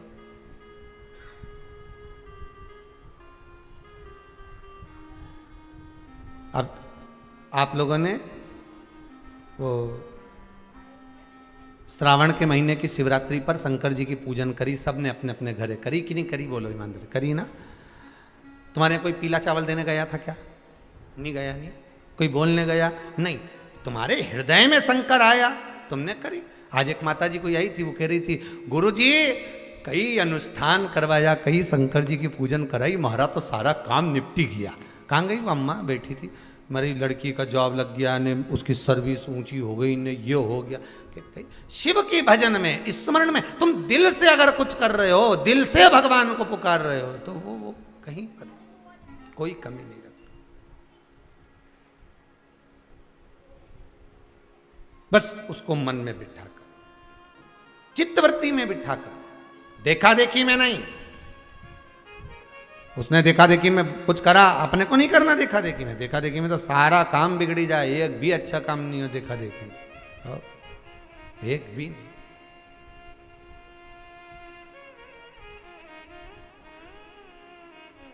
अच्छा जितना अपने को आता है उतना करो, जितना अपने से सद जाए उतना व्रत करो, उतना भजन करो, ज्यादा नहीं। उमा माता ने सुन लिया, पार्वती मैया का जन्म हुआ, देवऋषि नारद ने कह दिया। देवऋषि नारद से कहा इसका भाग्य बता दो। नारद जी ने सीधी सीधी बता दी, इनके जो पति होंगे भस्मधारी, जटा जूट बांधे हुए, मृगछाला पहने हुए, हाथ में सुंदर त्रिशूल होगा, गले में मुंड की माला होगी। इतने में मैनावती की आंख में से आंसू बहने लगे। उन्होंने कहा हम तो छोरी नहीं भी आएंगे दादा, ऐसे कई छोरी भी आए, बेटी का ब्याह करे तो अच्छा लड़का देखे, अच्छा परिवार देखे, अच्छा कुटुंब देखे, सब देखना पड़ता है। पहले के जमाने में और आज के जमाने में कितना अंतर आ गया। पहले के समय में लड़की के लिए लड़का ढूंढा जाता था तो कहा जाता था 4-5 काका ससुर, ताऊ ससुर होना चाहिए, 8-10 बुआ हो, 6-7 मामा ससुर, 2-4-6 मौसी ने मौसा जी, तब देवर 2-4, तब बेटी को बिहाते थे। आज के ज़माने में तो लड़की के लिए लड़का देखें तो देखना जरा डोकरी नहीं हो तो अच्छा, सास नहीं होनी तो सबसे अच्छा, ससुरा अकेला बेचारा वो तो चुप रहेगा, उसका कहीं जाए वो चलेगा, ठीक है। और बस सर्विस वाला होना चाहिए। और लॉकडाउन में मालूम पड़ा कि वह सर्विस वाले से तो अच्छा किराना वाला था रे। लॉकडाउन में मालूम पड़ा कि कम से कम नौकरी वालों को तो निकाल के भेज दिया था। पूरा इंदौर से ऐसा ऑटो में भरा भरा के जा रहा था, तुमने भी देखा होगा, है टीवी में अखबार में सब दूर चल रहा था, तो लोग ऐसे जा रहे हैं ऑटो में भरा भरा के, न मोटरसाइकिल ने गाड़ी ने बस ने सब में भरा के जा रहे ढेर सारे। तो कि कहाँ से आ रहे हैं? हम तो मुंबई ने, पुणे तो कहीं अहमदाबाद, तो कहीं वहाँ से, कोई के वहाँ से, सब दूर से आ रहे। तो तुम काय को जा रहे? तो कि हमारी नौकरी थी। तो नौकरी थी तो वहाँ क्यों नहीं दिया? नहीं अब हम हमारे घर जाके हम तो धंधा पानी से खुलेंगे, सब दुकान मकान डालें, तब जाके कहा। आखिर ढूंढा सर्विस वाला, चॉइस आपकी थी और मिला भी सर, मना नहीं है, पर भगवान से कहना जो मेरे भाग्य में लिखा हो, वो सर्विस वाला हो, धंधे वाला हो, नौकरी वाला हो, कैसा भी हो, पर वो मेरे भाग्य में लिखा हो और मेरे को सुख मेरे भाग्य में लिखा हो। हम दोनों जब रहें तो प्रेम वश रहें। मालूम पड़े तलवार और भाला लेके रोड पे ना मिले, ऐसी। तो शादी का पहला साल पति बोले पत्नी सुने, शादी का दूसरा साल पत्नी बोले पति सुने, और शादी के बाकी के साल पति पत्नी दोनों बोले न मोहल्ला सुने। ऐसा नहीं चाहिए। प्रेम जहां पर रहे, इसने जहां पर रहे। हम तो कहा पार्वती जी के भाग्य में हो तो कौन सा वर मिलेगा, तो कहे ऐसा वर मिलेगा। मैनावती ने सोचा छोरी नहीं ब्याऊंगी, मैं अपनी पुत्री को नहीं ब्याऊंगी। तो देवऋषि नारद ने बाल्यावस्था में ही हरतालिका तीज का व्रत बता दिया। जब तो पार्वती जी छोटी सी थी, छोटी सी।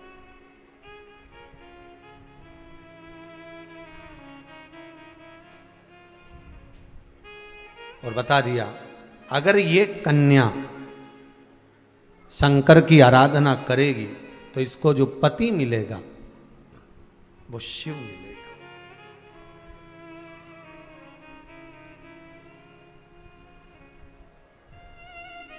शिवपति मिले। और पार्वती जी ने सुन लिया, समय निकला। हरतालिका तीज का पूजन व्रत कुंवारी कन्या कर सकती है, शादी होने के बाद भी नारी कर सकती है। अंतिम अवस्था तक प्राण छूटे तब तक हरतालिका तीज का व्रत नहीं छोड़ना चाहिए। एक व्रत हमेशा याद रखो, एक एकादशी और एक हरतालिका।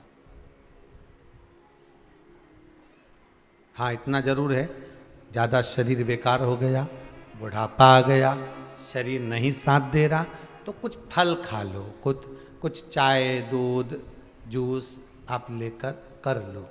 इतना भी नहीं बने, शरीर बहुत ही बेकार हो गया, तो आप एक समय फल का फलहार धारण कर लो, ठीक है। पर हरतालिका व्रत करने वाली माताएं भले उद्यापन कर दे तो उस व्रत को थोड़ा हल्का कर लो। उद्यापन करा मतलब तुमने व्रत को हल्का कर लिया, थोड़ा हल्का कर सकते।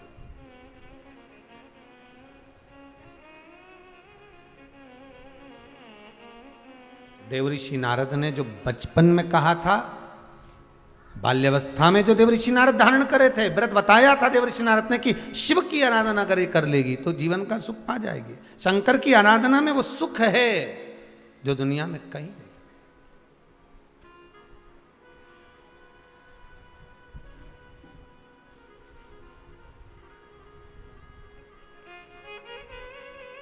और मंदिर में तो आप जाते हैं तो केवल दर्शन करके आते हैं।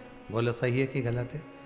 केवल एक शंकर जी का मंदिर ऐसा होता है जहां पर आप लोटा भर के पानी चढ़ा कर अपनी आत्मा को तो शांति करते हो कि मैंने भगवान का स्नान करा दिया।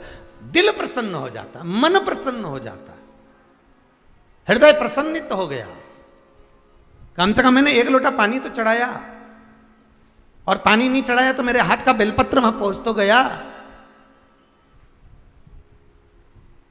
200-200 रुपए की माला खरीद कर ले जाओ के किसी मंदिर में मूर्ति को नहीं पहनाया जाएगा, भगवान को नहीं पहनाया जाएगा, पर आप 2 रुपए की बेलपत्र शिव मंदिर के बाहर बैठे हुए व्यक्ति से लेकर जाओगे, वो 2 रुपए की बेलपत्र भी शंकर को चढ़ जाएगी।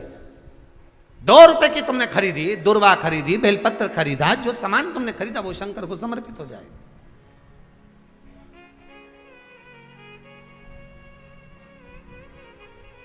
कितनी सुंदर प्रसंग है। पपीता लेकर जाओगे, सेव फल लेकर जाओगे, केले लेकर जाओगे, तो वो भी शंकर जी के पास में जो थाली रखी रहेगी उसमें धर देंगे। पर शंकर जी को जो प्रिय है आंकड़े का फूल, धतूरा, बेर, ये क्या थाली में धरेगा? शंकर जी की भोलेनाथ जी। शंकर जी बोले मेरी चीज मेरे तक आ जाती है, जिनके काम की उनके पास पहुंच जाती है। हमारे काम का जो सामान था वो हमारे पास आके, बेलपत्री हमारे काम की, धतूरा हमारे काम का, बेर हमारे काम का, आँख का पुष्प हमारे काम का, ये सब जो हमारे चीज है हमारे काम की है, हमारे पास आना चाहिए, वो हमारे पास पहुंच गए।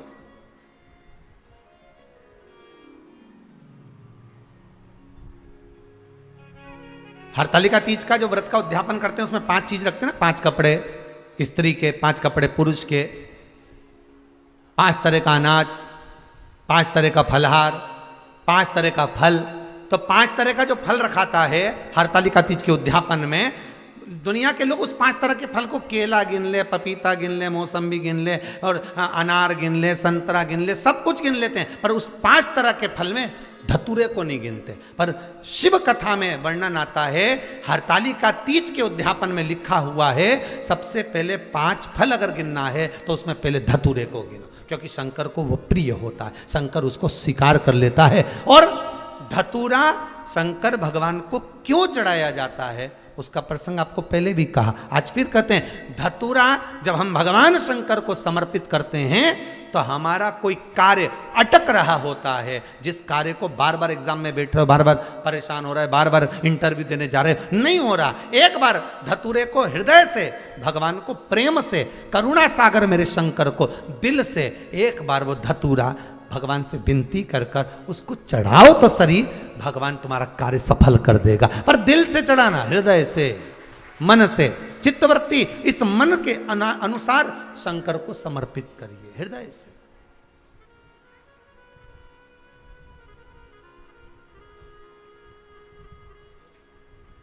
प्रेम से जो समर्पित करोगे वो स्वीकार करेगा। प्रेम से तो देखो, सबरी अम्बा के दरवाजे पर मेरे राम जी महाराज बेर खा गए थे,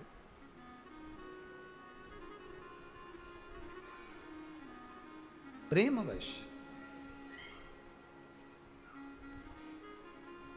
कहते हैं प्रेम से प्रभु,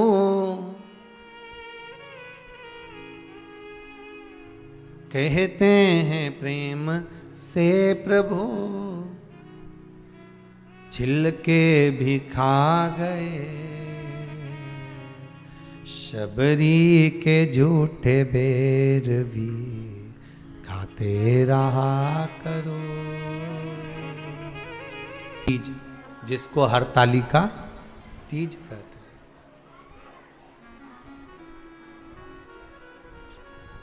चलिए मां, हिमालय राज ने विवाह पक्का कर दिया था माता का, भगवान विष्णु से करूंगा।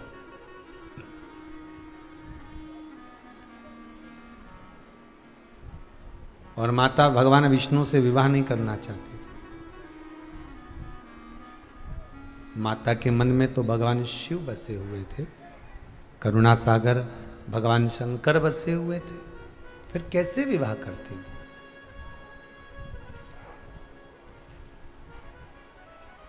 जन्म मरण परण 3 भगवान के हाथ में है, जहां लिखा होगा वही होगा, उसके लिए कोई विचार नहीं करना है हमको।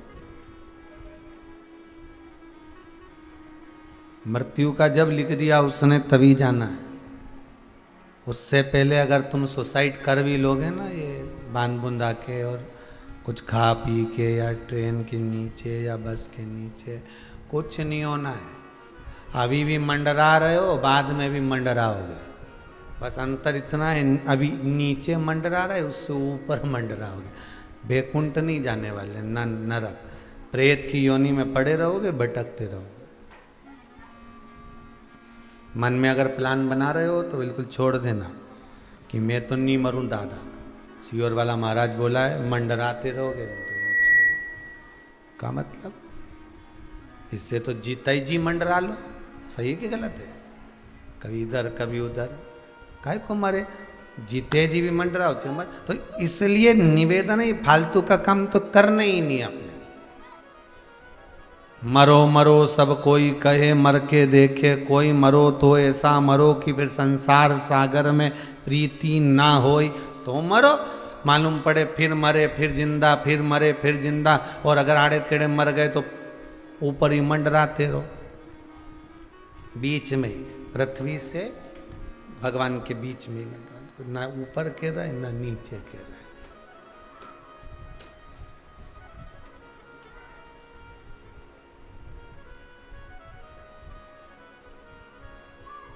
किसी किसी के साथ ऐसा होता है, माता पिता से झगड़ा कर कर बेटी किसी अन्य वर से विवाह कर लेती है, या बेटा उस कन्या से विवाह कर लेता। खूब समझाया माता पिता ने, खूब समझाया गुरु ने, खूब समझाया रिश्तेदारों ने, मत कर, पर नहीं माना। किस्मत में लिखा था, कर लिया। और मालूम पड़े 2 साल बाद दोनों अदालत में फिर खड़े। अब हमें को रहना ही नहीं साथ।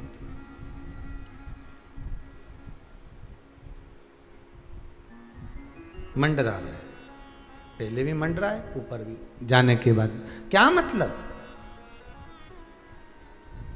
अरे भजन भोले बाबा का करते रहोगे तो संसार सागर से तरते रहोगे।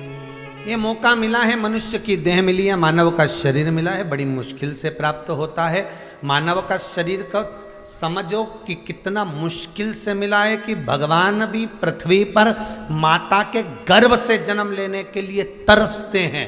वो शरीर तुमको मिला, कोई साधारण मिला है?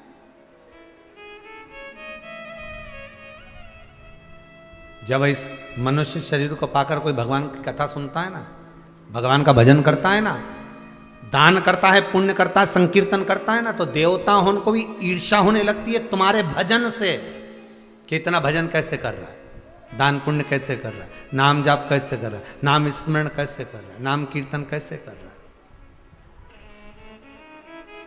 इंद्र भी सोचते हैं कि भजन में कैसे डूबेगा। मनुष्य का शरीर बड़ी मुश्किल से मिलता है, और मिल गया और उसमें साथ भजन मिल जाए,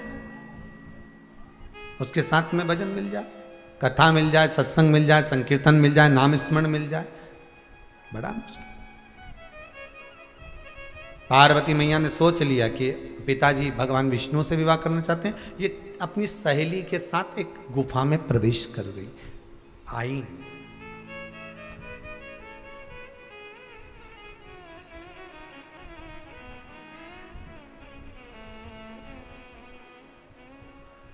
इस कथा को कई लोग सुनते हैं तो गलत विचार कर लेते हैं कि पार्वती जी ने भी जिद करी थी शंकर जी को पाने की और उनसे विवाह किया था, तो मैं भी जिद करूं। नहीं, पार्वती शंकर को अपना पति बनाना चाहती थी, तुम ये संसार के व्यक्ति को अपना बनाना चाहती हो। उसमें और शंकर में अंतर है, हो समझ लेना जरा अच्छे से। शिव को पति बनाया, शंकर को अपना बनाया, तो भगवान शंकर उसे संसार में भटकाए नहीं, रोने नहीं दिया। और किसी व्यक्ति को अपना बनाओगे तो वो संसार में तुम्हें रोज रुलाएगा।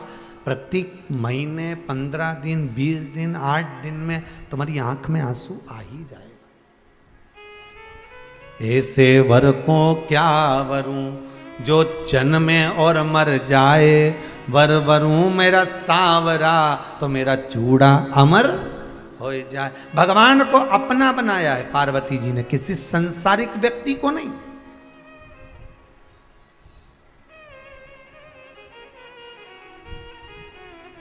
अपना बनाया है तो भगवान को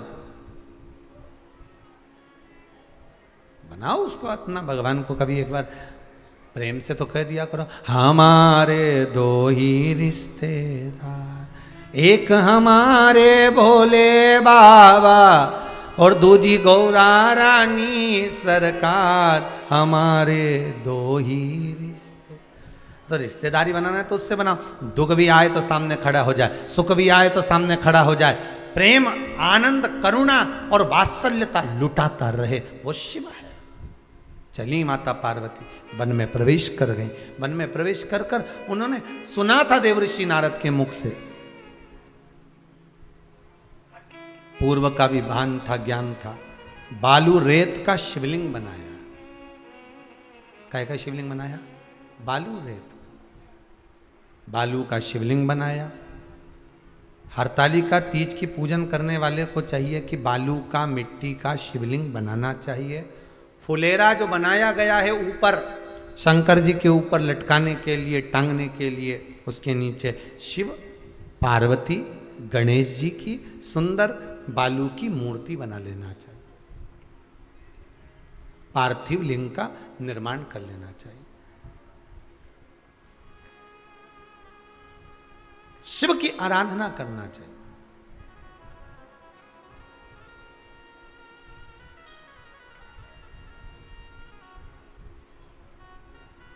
जो फल आपके पास में हो शंकर को समर्पित करना चाहिए, पूजन करना चाहिए, आराधना करो।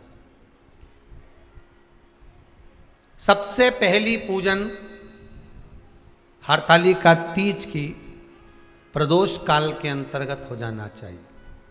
शाम के समय पर प्रयास करा करो प्रदोष काल के समय पर पहली पूजन हो जाए तो ज़्यादा अच्छा। पर लोगों की आदत रहती है कि 8 बजे तक, 8:30 बजे तक, 9 बजे तक पहली पूजन करें, फिर दूसरी आराम से, फिर तीसरी, फिर आराम से, फिर चौथी। तो ऐसा सब अपने अपने हिसाब से। पर शास्त्र रीति कहती है कि प्रदोष का जो समय होता है, प्रदोष काल जो होता है, शाम का जो समय होता है, उस समय पर हरतालिका तीज की पहली पूजन हो, जिससे आपका स्मरण चित्त शंकर भगवान में उस घड़ी, उस पल, उस क्षण में आप शिव के हो जाएं और शंकर आपका हो जाए। हाँ, अगर किसी के आने में देरी हो, कोई आ नहीं पा रहा है, बहुत देरी हो रही हो, तो हरतालिका पूजन व्रत वर्णन करता है कि शिवलिंग का निर्माण, पार्वती जी की मूर्ति का निर्माण, गणेश जी का निर्माण और फुलेरा जो बनाया हुआ है, ये प्रदोष काल के पहले बंद कर तैयार हो जाना चाहिए। प्रदोष काल के अंतर्गत फुलेरा नहीं बनना, फुलेरा पहले बन जाना चाहिए। और बहुत विशेष बात ध्यान रखिए हरतालिका तीज की, कि शंकर जी का जो अपने स्वरूप बनाया है, पाटे में, थाली में, चौकी पर, चौरंग पर जो स्वरूप बनाया है, वो पहले नहीं रखना है। पहले क्या बांधना है? फुलेरा। पहले फुलेरा बांधिए, उसके बाद उसके नीचे शंकर जी को रखिए। कई घरों में पहले शंकर जी रख देते हैं, फिर निशाना मिला के कि पंखे से मिले के फिर फुलेरा।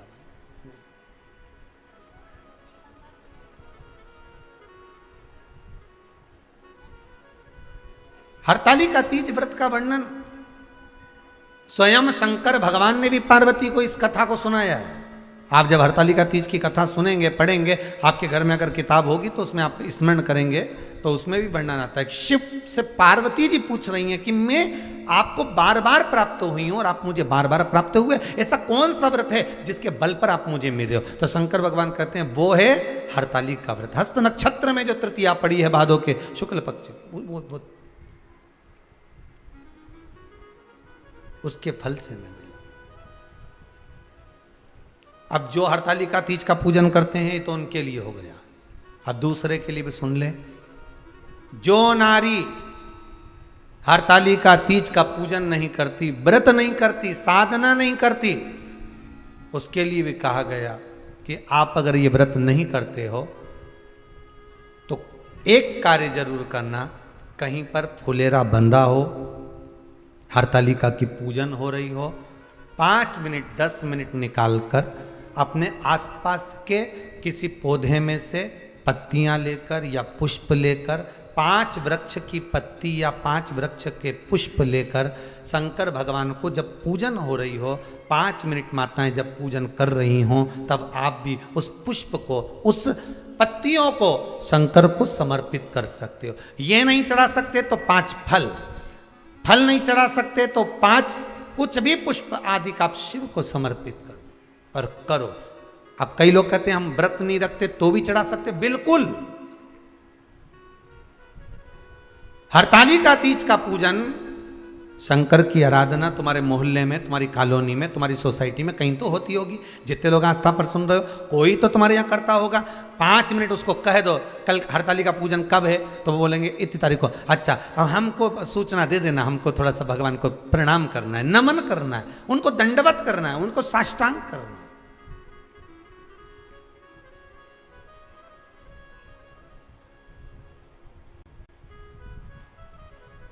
क्यों चढ़ाया जाता है, किस लिए चढ़ाना चाहिए? तो कहा कन्या स्त्री अगर मान लो हरतालिका का व्रत नहीं करती, पूजन नहीं करती, आराधना नहीं करती, तो वो कन्या, वो नारी, वो स्त्री, वो पुरुष कार्य तो बहुत करेगा, दुकान भी 4 चलाएगा, व्यापार भी बढ़ाएगा, पर संपदा को जोड़ नहीं पाएगा। 1 रुपये कमाएगा, 1.25 रुपये खर्च वाला काम चलेगा। हस्त नक्षत्र में जो तृतीया पड़ती है, हस्त नक्षत्र के अंतर्गत जो तृतीया का महत्व कहा गया है, वो संपदा को बढ़ाती है, मनोकामना को पूर्ण करती है। इसलिए कहा गया हस्त नक्षत्र। आपने जितने भी व्रत करे होंगे, जितने भी व्रत आप करेंगी, और व्रतों की किताब पढ़ना, कहीं पर नक्षत्र नहीं लिखा होगा। वहां पर लिखा होगा कि आप चतुर्थी का पूजन करो, उसमें नक्षत्र नहीं लिखा होगा। पंचमी का पूजन करो, उसमें नक्षत्र नहीं लिखा होगा। आप छठ का पूजन करो, उसमें नक्षत्र नहीं लिखा होगा। आप नवरात्रि का पूजन करें, उसमें नक्षत्र नहीं लिखा होगा। आप गणेश जी के व्रत करें, उसमें नक्षत्र नहीं लिखा होगा। केवल सारे व्रतों में एक व्रत ऐसा होता है, हरतालिका तीज का व्रत, जिसमें लिखा होता है हस्त नक्षत्र की तृतीया। क्यों? क्योंकि हस्त नक्षत्र के अंतर्गत जो तृतीया आती है, वो मनोकामना को पूर्ण कर कर चली जाती है। इसलिए शिव की आराधना के लिए प्रथम माने।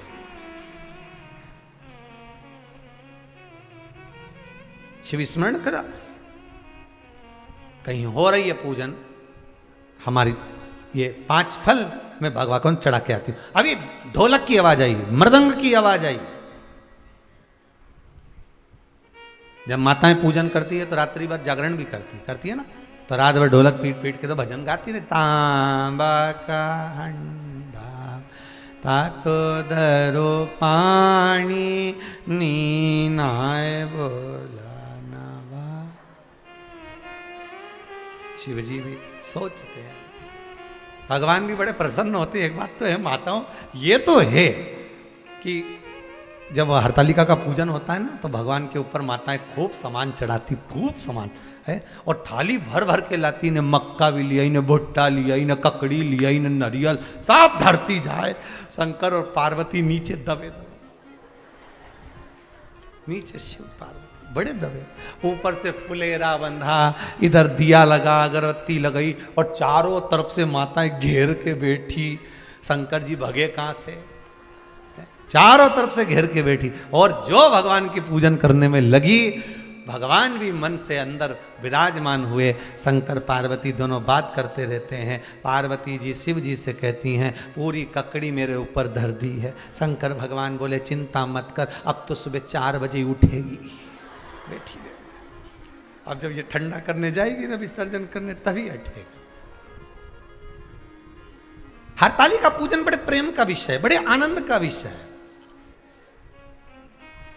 कल कोई माताएं कर रही थी, गुरुजी हरतालिका तीज पे मान लो हम कीर्तन नहीं करें और कथा सुने आपकी शिव पुराण की, तो कौन ने मना करा? बड़ा बड़ा प्रोजेक्टर लगा लो, कौन मना करेगा? बड़ी टीवी लगा लो और लगा लो शिव महापुराण की कथा, और जब पूजन करना है उस समय टीवी को बंद कर दो, आरती करो, पूजन करो, फिर चालू कर दो, सुनो कथा, कौन मना कर रहा है? रात्रि को हरतालिका तीज के दिन अपने अपने जितनी माताएं इकट्ठी हो, मन नहीं लगे कथा में मन लगाओ। उतनी देर शंकर की शिव महापुराण की कथा निकालो, कि व्रत कथा सुनना है कि गणेश कथा सुनना है, शिव महापुराण की कथा लगा के बैठ गए। जो चालू हुई तो थोड़ी थोड़ी देर में तुम कहीं चले भी गए, वापिस आओगे तो कम से कम 2-3 घंटा तुम्हारे कथा में मन लग तो जाएगा। और शंकर की कथा में मन लग जाए, जीवन का सबसे बड़ा आनंद है। और जितने भजन शिव महापुराण में आपने सुने हैं, वैसे तो आपने सब बहुत चतुर हो रही, सबने लिख लिख के रख लिया होगा, है तो भजन भी गाओ, ढोलक बजा बजा के खूब प्रेम से आनंद से। जाना है हमको केला,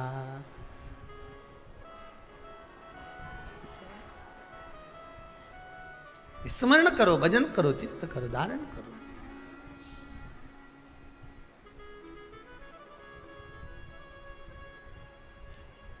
और इस मन को, इस चित्त को जितना भगवान के भजन में लगा सकते हो उतना लगाओ।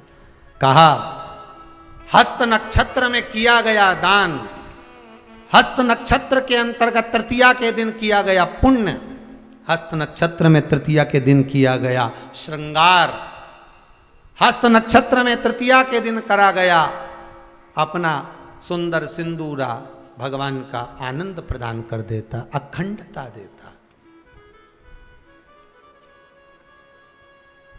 और मान लो गुरुदेव, हमारी कॉलोनी में, हमारी सोसाइटी में हमारे मोहल्ले में कहीं हरताली का व्रत हो ही नहीं रहा हो, कहीं फुलेरा बंधा ही नहीं हो, तो शंकर जी के जितने मंदिर होते हैं कहीं ना कहीं तो फुलेरा बनता होगा शिव जी के ऊपर, तो वहाँ जाकर भी आप समर्पित कर सकते हो। पर प्रयास करना कि उस दिन शिव जी के ऊपर फुलेरा होना चाहिए, जलाधारी नहीं, फुलेरा।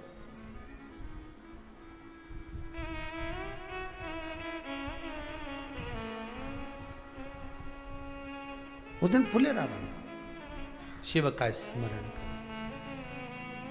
शंभु शरणे पड़ी मांगू घड़ी रे घड़ी, दुख काटो दया करी ने दर्शन आपो।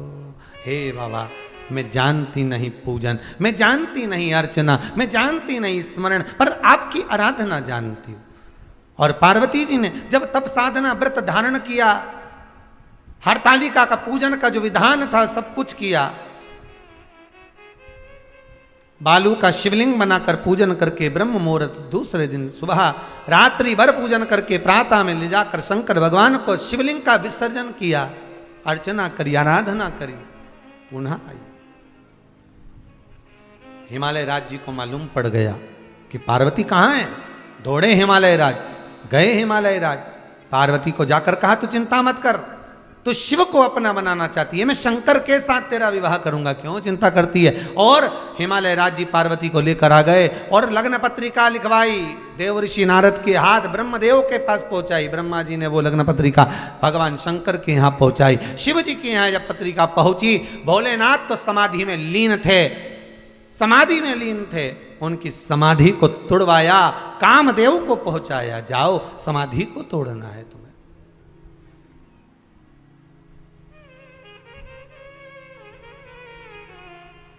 सती के पति भगवान शिव हैं, रति के पति कामदेव हैं, दोनों साडू भाई हैं। व्यक्ति का जब अहंकार आता है तो कोई अपना ही तोड़ के जाता है। दुनिया के किसी व्यक्ति में दम नहीं चक्रव्यूह रच ले तुम्हारे लिए, याद रखना। पुराना इतिहास उठाकर देख लो, महाभारत से लेकर आज तक का चक्रव्यूह कोई तुम्हारा अपना ही रचता है, दुनिया का कोई व्यक्ति नहीं रचेगा, जो तुम्हारे रचेंगे अपने। महाभारत में भी अपनों ने चक्रव्यूह रचा था, एक अभिमन्यु को पकड़ने के लिए, एक को साधने के लिए, घेरने के लिए। कोई दूसरा चक्रव्यूह नहीं रचता, जो तुम्हारे साथ रहता होगा, तुम्हारा अपना होगा, तुम्हारे मिठास में परिपूर्ण होगा, तुमको बर्बाद करने के लिए चक्रव्यूह वो रचेगा, कोई दूसरा नहीं रच सकता।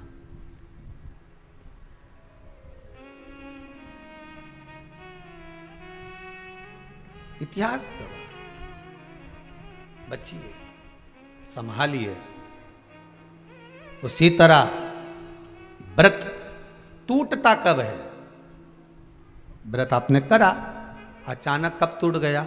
जब कोई अपना पोता पोती नाती रिश्तेदार आया, लो दादी मुंह में, तुरंत उसने एक टॉफी देखे चले गया, तुम्हें ध्यान ही नहीं रहा आज तुम्हारी एकादशी थी। जब मुंडा में टॉफी चली गई तब याद आई एकादशी थी। अब छोरा ने खिला दी, मैं कहीं करूं, अभी गई भी शरीर मुंडा में लेके कुल्ला भी करके आई, पानी भी सब ढोल की आई, पर अब वो अपने ही था, प्रियता था, स्नेही था, टॉफी चली गई, प्रियता है।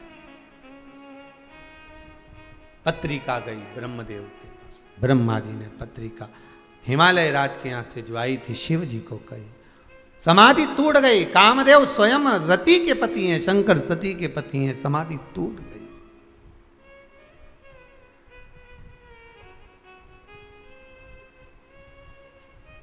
और जब समाधि टूटी, तीसरे नेत्र द्वारा कामदेव जलकर भस्म हुए, शंकर भगवान की सुंदर बारात चलने की तैयारी हुई। शिव दूल्हा बने हैं, पार्वती दुल्हन बनी। चलिए, दूल्हे को हमारे यहां कहते हैं बना, दुल्हन को कहते हैं बनी। दोनों में ही नहीं बने तो समझ लेना काय का बना और काय की बनी। दोनों में बने तो समझ लो बना और बनी, नहीं तो इसका कोई मतलब, इसका कोई महत्व नहीं। शंकर भगवान दूल्हा बनकर चले। कितना जोरदार दूल्हा होगा जरा अंदाजा लगाओ, अपने हृदय में लगा लो तुम तो अंदाजा। आज का दूल्हा घोड़ी पे बैठ के जाए, रथ पे बैठ के जाए, वो नंदी पे बैठ के गया, जरा अंदाजा लगाइए दिमाग में, बुद्धि में, कि बारात पार्वती जी के कितनी जोरदार निकली। दूल्हा बैठा नंदी पे, नंदी पे भी बैठा तो सीधा नहीं बैठा, औंधा बैठा, उल्टा। नंदी का मुंह इधर, शिव जी का मुंह उधर। किसी ने पूछ लिया तुम सीधे क्यों नहीं बैठ रहे? शंकर भगवान बोले आगे से नंदी देखेगा बारात, पीछे से हम देखेंगे, गड़बड़ तो नहीं हो रही, इसलिए हम उल्टे बैठे।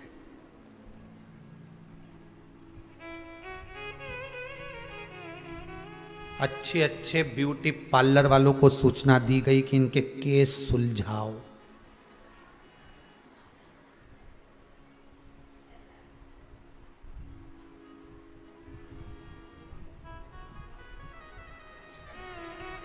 केस सुलझाओ। एक पार्लर वाला आ भी गया अच्छी अटैची लेके, वहीं पे बैठा था भृंगी, 5 आंख से जो देखा तो देखते से ही बोला हमारे भी धागे से बना जाना। वहीं से गाया, वहीं से। दूसरा पार्लर वाला आया कि अब शंकर जी की जटा संवारनी, हमको अंदर बुलाया है। तो इतने में नंदी बोले चले तो जाओ, पर पांव पे नहीं आओगे, तैरते हुए आओगे। तो क्या तैरते हुए क्यों आएंगे? अंदर क्या पानी बह रहा है? नहीं, तुम जटा खोलोगे तो गंगा कहाँ जाएगी? अरे राम! तो क्या फिर हमको काहे को बुलाया? तो क्या केस संवारने बुलाया? केस तो क्या हम केस के लिए तो आए? तो क्या वो केस नहीं, केस ये सवारो तुम तो जाओ। बारात चली धड़ाके से, पहुंच गई हिमालय राज की नगरी में। सुंदर भगवान शिव और पार्वती का मंगल विवाह हुआ है। आनंद केवल वो हस्त नक्षत्र की तृतीया का जो सुख मिला पार्वती जी को, भगवान देव अधिदेव महादेव बारंबार प्राप्त हुए हैं, बारंबार बारंबार। हिमाचल के आ गई बारात, बारात मेरी सजनी, हिमाचल के आ गई। गरुण पे चढ़ के विष्णु जी आए,